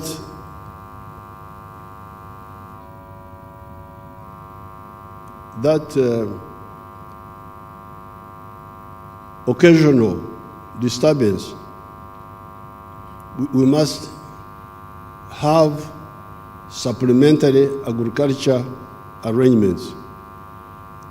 Much of the time we shall have the rains, but if the rains don't come, there is standby irrigation.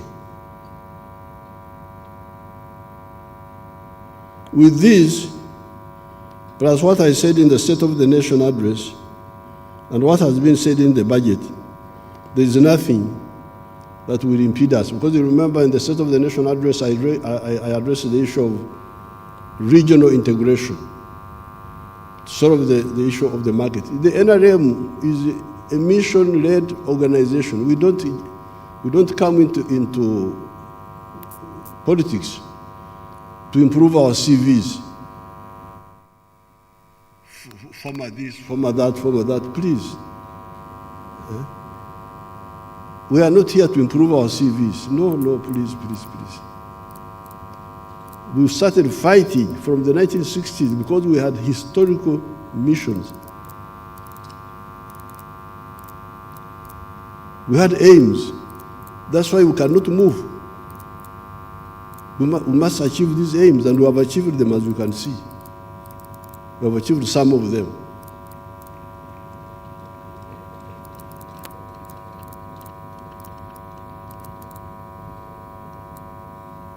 You heard the minister telling you that that economy he was talking about, which he presented here, was all minus our petroleum, which is about to come online. When that comes online, the story of Uganda will be a totally different one.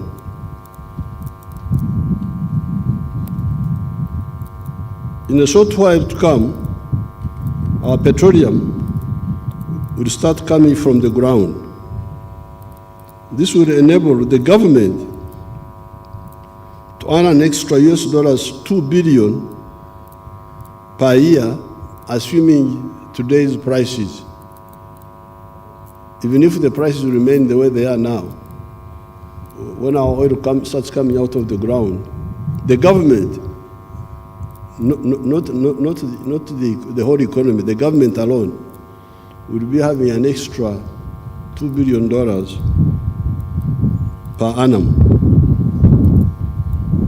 This is apart from other income streams for the country.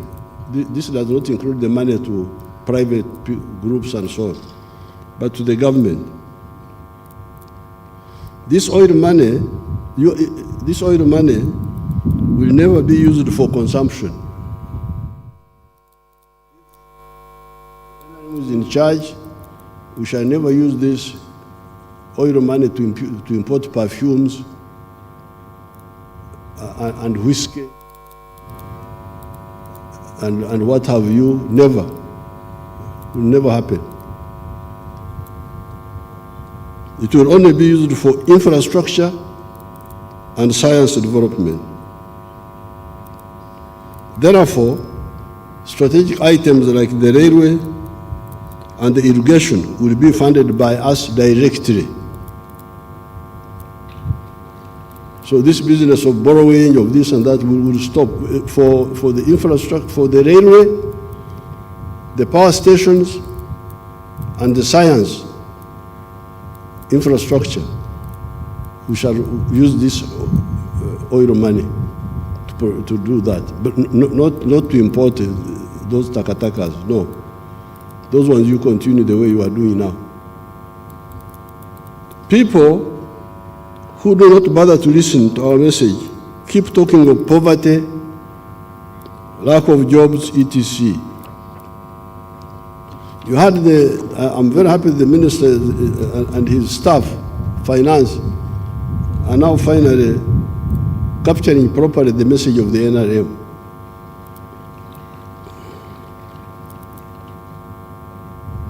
Because we have been having problems with them, the way they present things, the way they talk. Sustainable development, what is that? What does it mean? One time I asked, what does the sustainable pregnancy mean? that somebody is pregnant sustainably, never produces a baby. Nature provides that you have quantitative growth and qualitative change. Pregnancy, after 9 months, becomes a baby. Maybe after some time, changes into something else. That's how life is. You cannot have a static situation indefinitely. So we are very clear that prosperity means an adult person participating in producing a good or a service and selling it. And when we say participation, he may be the owner of the product or he may be an employee, but he will participate in producing a good or a service and selling it. And if you do that with the Chibaro, with the proper mathematics, you will get prosperity. That's what I've been telling you. And we've been telling you, and the minister has now repeated emphatically, I'm very happy with finance now. I have nothing useful to add. And he has told you that the sectors where prosperity is are 4. Commercial agriculture with the Chibaro, Chura, Aymar, Otita, with the mathematics, commercial agriculture. Secondly, manufacturing and artisanship. Thirdly, services. And fourthly, ICT. So in those areas, that's why you'll get prosperity. You should choose to go to be somewhere as a wealth creator or an employee of the wealth creator.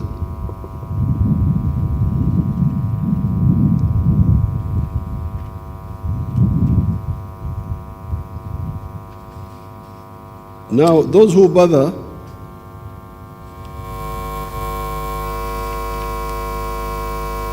people who do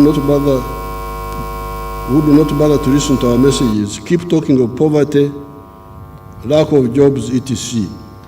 The 4 sectors of commercial agriculture, artisanship and manufacturing, services and ICT, if utilized in the manner recommended by the NRM ever since 1995, will create so many jobs that we will exceed the job levels of Uganda.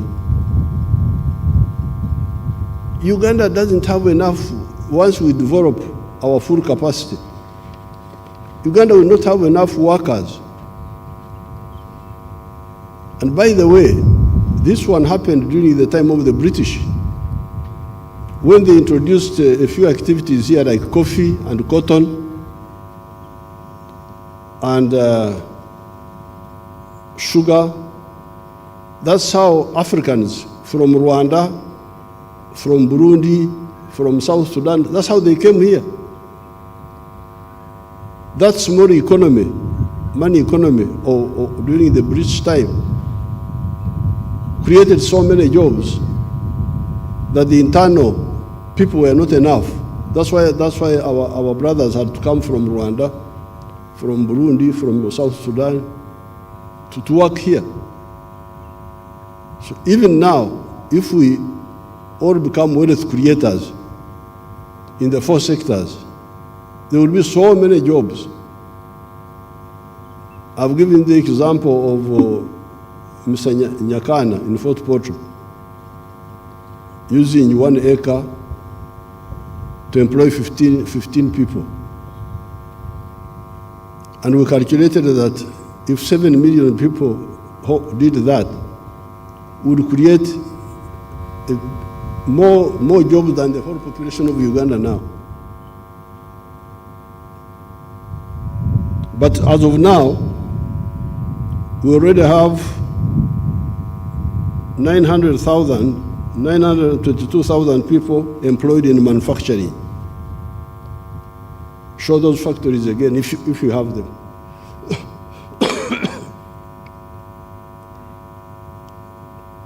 Show them on the screen, the factories.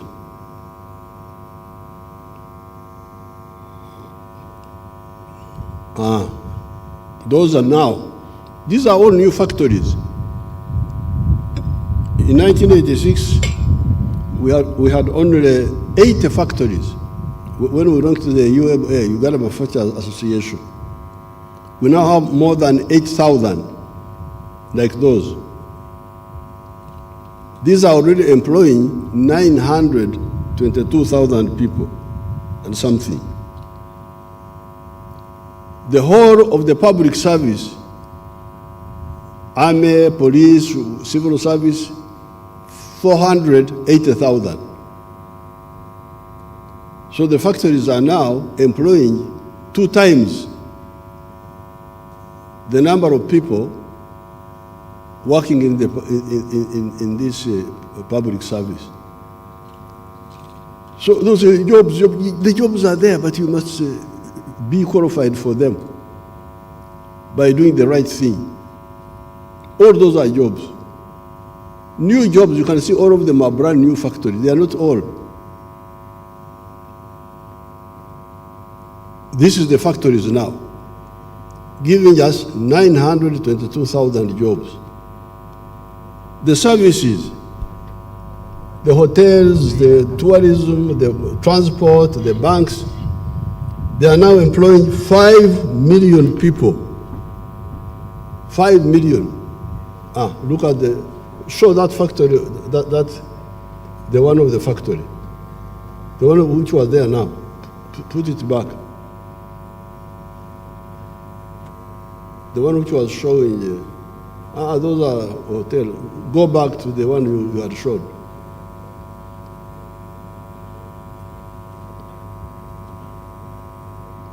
Was a factory where workers were seated. No, there's another one which was bigger. There was a bigger one. Anyway, they are all the same. You can see how many people. Jobs are there. Look at that. Look at that group now. Look at that. All those are young people. Jobs. Just talking. They don't listen. And then they have their wonderful papers, like the wonderful, what do you call it, monitor, that monitor group. Ovyo hao, wajinga hao.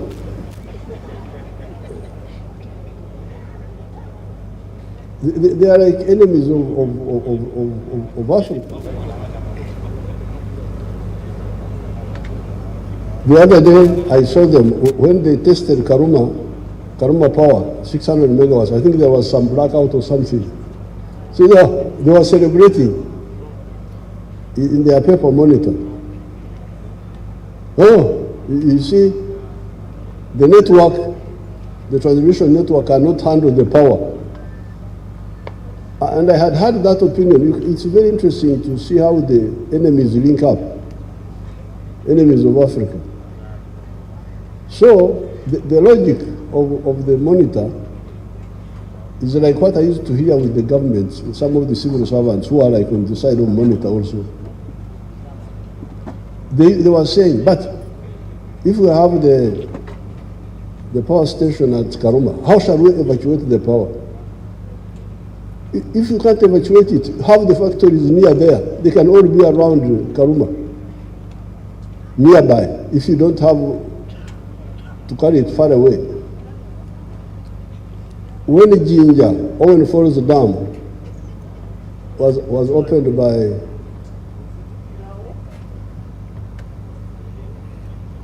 Queen Elizabeth in 1954, the electricity was only in Jinja. That's why the factory is concentrated there. The original factory. We didn't have electricity in Mbarara. We didn't have Kabari. We didn't have. But it was enough that it was in one part of Uganda and all the factories congregated there. That's a step forward. If the electricity is there, if you can't distribute it far away, let the people use it from nearby. That's not a problem. That's a step forward. It's not something to mourn about and demonize.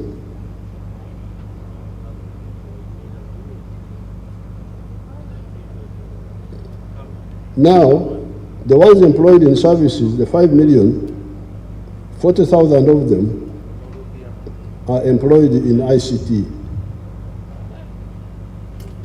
Then 66,000 are employed in mining and quarrying.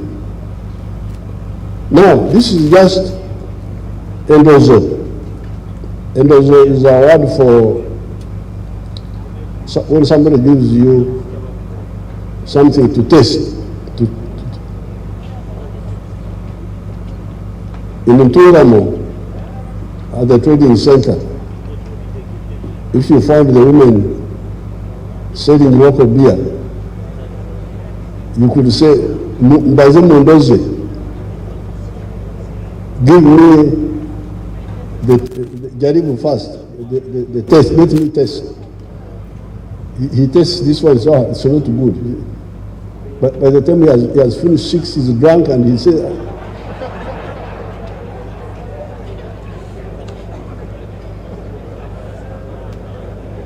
he says all the beer is bad.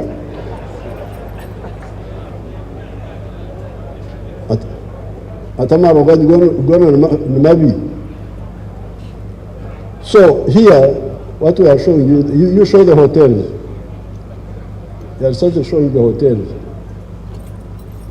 the services, in the picture.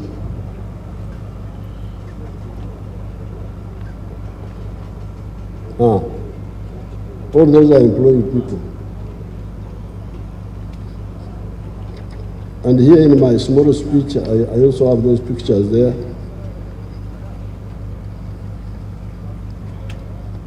I have those pictures.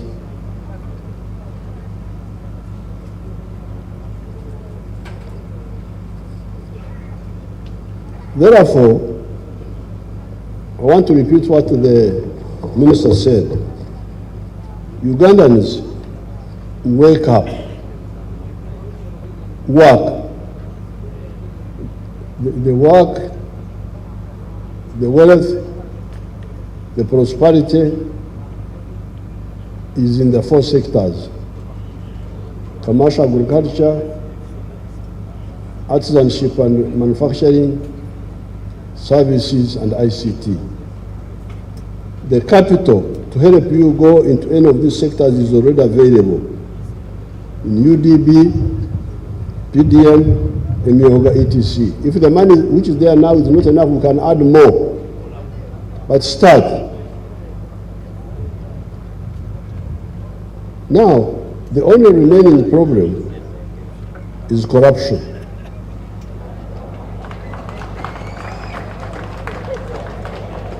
As I said the other day, we are going to stamp out that corruption. It's really amazing how people do not see. NRA is a very, very powerful force.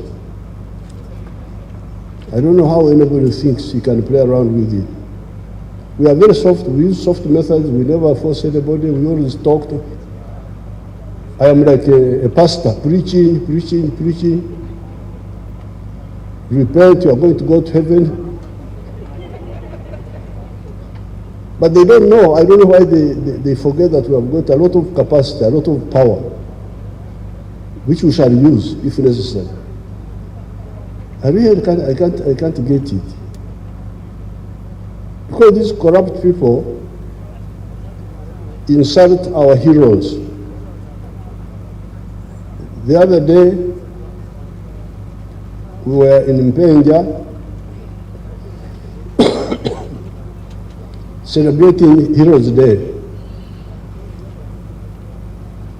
Now those heroes there in Mpenja, we were told there were 250 skulls of dead people.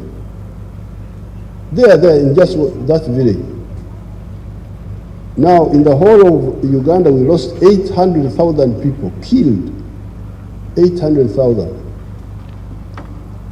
In Luero, we gathered 30,000 skulls. There were 70,000. So this sacrifice, that's how you are here, you fellows. Excellency President, Excellency Vice President, Right Honorable this, Right Honorable that, His Lordship this, all those powerful people, Honorable, I don't know what, they are all here. On the blood of our people. You heard them when we were in Mpenja, they were still talking about Akasimo, their small this and that. They sacrificed and we are here. But you come, you get a chance to lead. Instead of helping people, now you start taking away the little which could help them. This is really amazing. Now, in so doing, you delegitimize yourselves, because you see the Ugandans are very dangerous. When they see that you are not honest, they just leave you. But one day, they will get a chance to avenge on you. That's what happened with the groups we had here. When we got independence, all those young people, all young people. Mutesa was 39 years old, Obote was 35, Kakonge was 26 years old. They were all young people. Ibinjira, Nechon, they were 28, they were all young people. Uganda was in their hands. Just free gift. But see what happened. Amin was 39, he was a young man. I was like their smaller brother was 18 that time myself. That's why I know all of them very well. But you could see how those young people messed themselves up and how they ended up. They lost legitimacy. So when we came on the scene, we had studied all this, and we could not afford this. Now, at that time, what we dealt with was the misbehavior of the army, because that was one of the biggest problems at that time. The army, Nantagambako, they have their word, this one each of ours, Nantagambako. I don't know how you translate that. How do you translate it in English? The untouchable. The army was untouchable. But the Fronasa said no. For us, we can build a disciplined army. And we started, and the army was disciplined. Then in Somoto, 1982, two of our drunk boys went to the village and killed 3 villagers near Semuto. One of the boys was called Zabron. So they killed people in Semuto. That was really the boundary. Whether NRA was to survive or be written off by the people. So we arrested these people, these boys. Zabron, he was actually a good boy, but he's fond of drinking.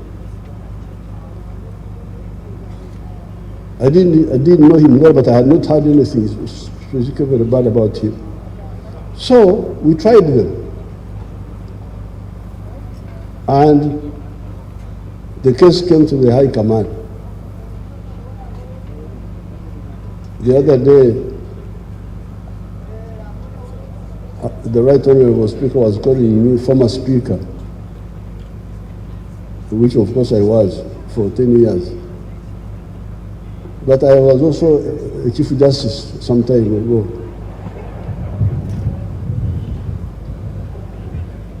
So, in the High Command, we had somebody who had studied law at Makerere, a man called Jim Muhezi. Then he told us in the meeting that, you see, what killed the people in Semuto, Murule, the place is called Murule. What killed the people in Murule was not Zabron. It was the beer inside Zabron.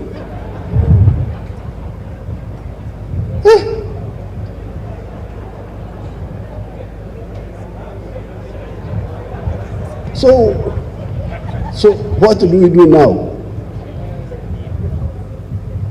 How do we separate the beer from Zabron? Because Zabron was a Chibomora carrying beer, which made him kill people. So what do? We had to shoot those children, those young people. Shoot them in public. This is how the NRA was built. Because when we did that, the Baganda said, Bano Barinamazima. And that was the end of all this group. UFM of Kaira, whether they were talking Buganda, or they were in those things. The Wananchi could not listen because they had seen Amazima. Ntibano Barinamazima. These are the people of the truth. So therefore, I want you people, especially with the Africans. I'm very glad CJ is now talking of the alternative justice, which is really the indigenous justice. Because this is justice of the wigs and all that, when you sit there, some of it is, for instance, with the African people, the problem of murder. You kill my brother, I must revenge. I'm duty bound to revenge or quarrel. Because if I don't, the spirits will kill me, of my brother. My brother's spirit, for whom I did not revenge, will go against me. So the only way you can escape revenge is Okaraba. You go back and, for the Africans, we have got restorative justice. It can be punitive, retributive, but it is also provides for restorative. To say, okay, please, don't revenge me, let's sit down. One of our people killed your brother, let us solve this.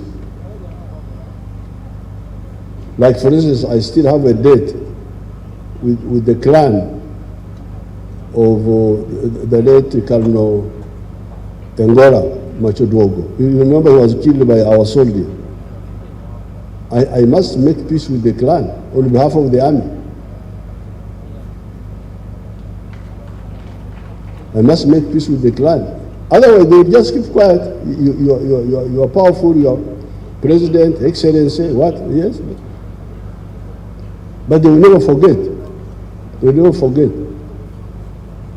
So, when I went there, I said we are going to do, the Banyankore call it Okaraba. So, murder, rape, that is an unforgivable sin. It must be sorted out, it must be fully accountable. Other things like fighting in the bar, they mix up things. There are things which are very serious. Murder, rape, corruption now. Corruption is very dangerous.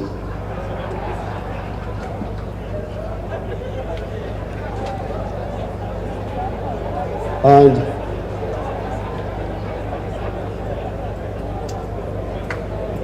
don't involve me in your struggles with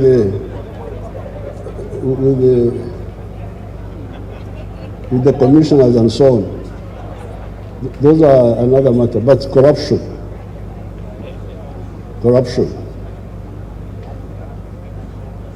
So these three, murder, rape, must be fully accounted for and promptly. So therefore, you should be very careful with some of these concepts. Some of them foreign, but some of them distorted. Like bail. You emphasize bail. Why do you emphasize bail? Why don't you emphasize trial so that we get the truth?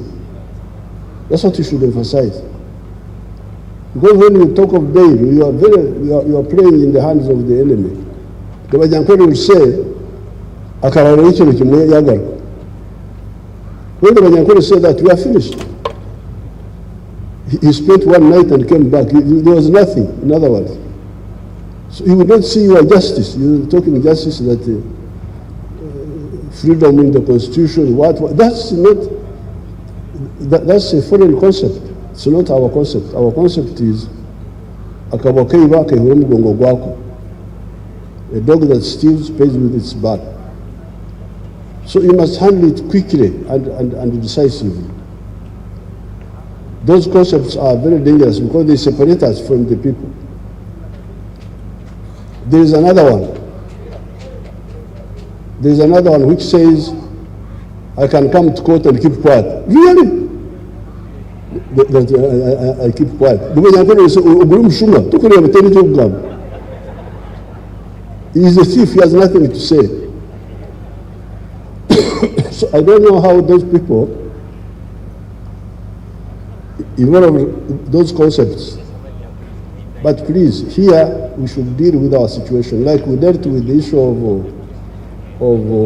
Zabron. That's how the NRA was saved. Otherwise, we would have been finished. In Uganda, people would have lost confidence in us, and it would have been very difficult to recover. Because there we had a chance to show who we were, and we did it. And that's how the NRM was built up. So the NRM of today, please. First of all, I'm surprised that really people can dare what I hear, this one. But who do these people think they are? We are going to smash them. We have the capacity. Now that they have attracted our, because me, I never concentrate on those things myself. But now that they don't listen, we advise, you have now attracted our attention, our full attention, you will see.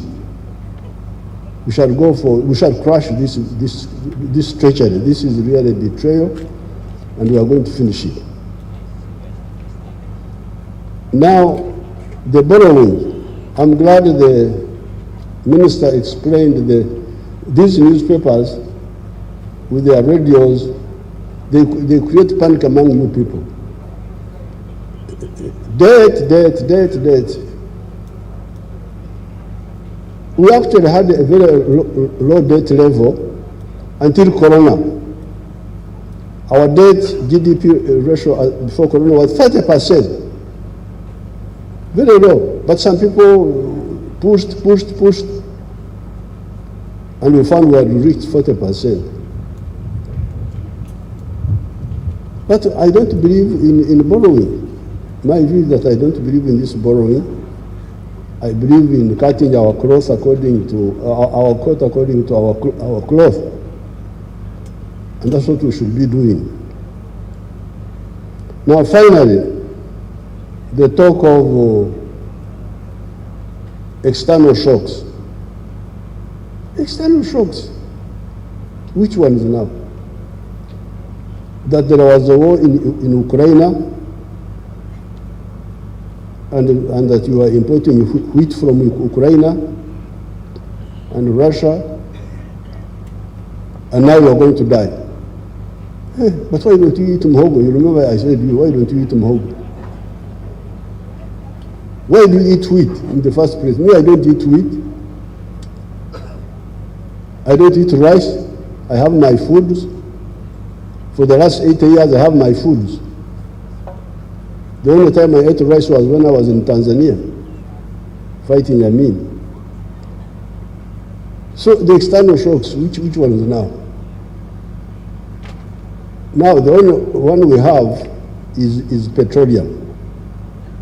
That one we are still importing from outside. Very soon we shall have our own petroleum. So therefore, let's concentrate on our strength and stop all this diversion.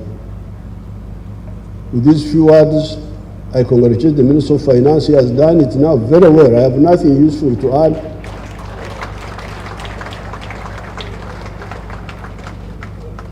And I thank the Speaker for presiding over the meeting and all of you for coming. Thank you very much.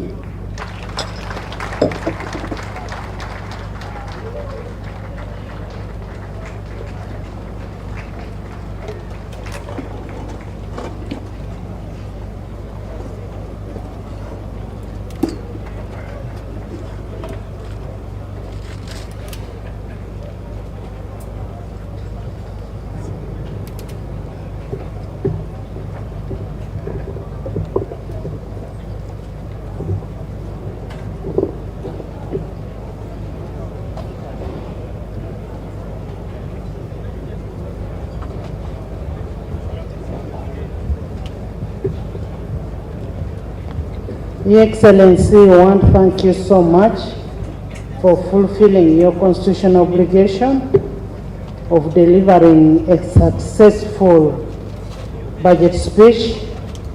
As legislature, we reiterate our commitment to apply its mandate in realization of a progressive intention for the country and its citizens. And we still pledge that whenever we are needed, we'll be available to do whatever we are required to do. You have our unwavering support as legislature. Thank you so much for honoring our invitation. Adjournment. Once again, I want to thank you, Your Excellency, and Mama, and all the dignitaries that have been able to make to here. We want to thank you for honoring our invitation. We also want to request you, as we finish this special day of the President delivering the budget speech, national budget speech, we want to invite all our guests to Serena for an evening. You're most welcome, all of you. Honorable members, the House will reconvene tomorrow, Friday 14th, 2024, to designate members of the sectoral committees in furtherance to Rule 187 and 188 of the Rules of Procedure. The House will reconvene at 2 p.m. in Parliament. I now adjourn the House to tomorrow, 14th, at 2 p.m.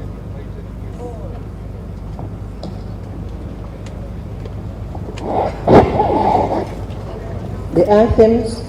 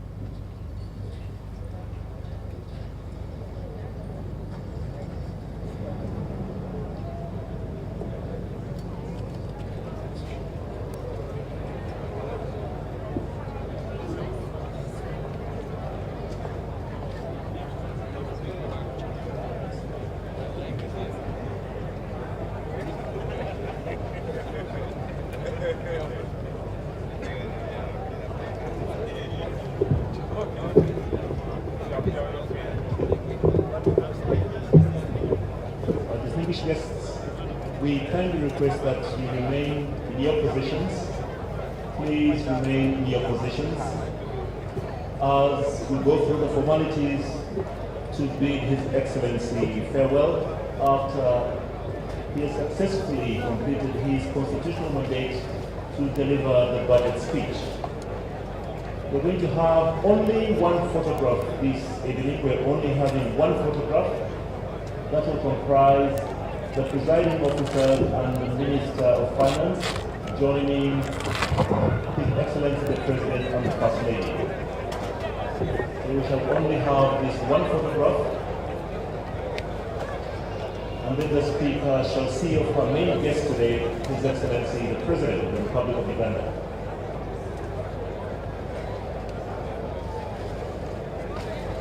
Even as we complete that photograph, distinguished guests, I ask that you remain in your positions because departure shall be in reverse order.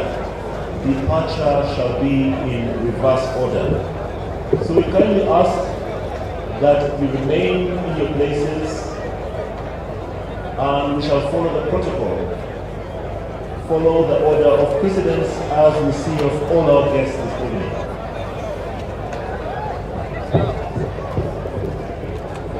So immediately after His Excellency leaves the grounds, we shall also be able to see of the Vice President, Excellency retired Major Jessica Aliko, and all other dignitaries in descending order.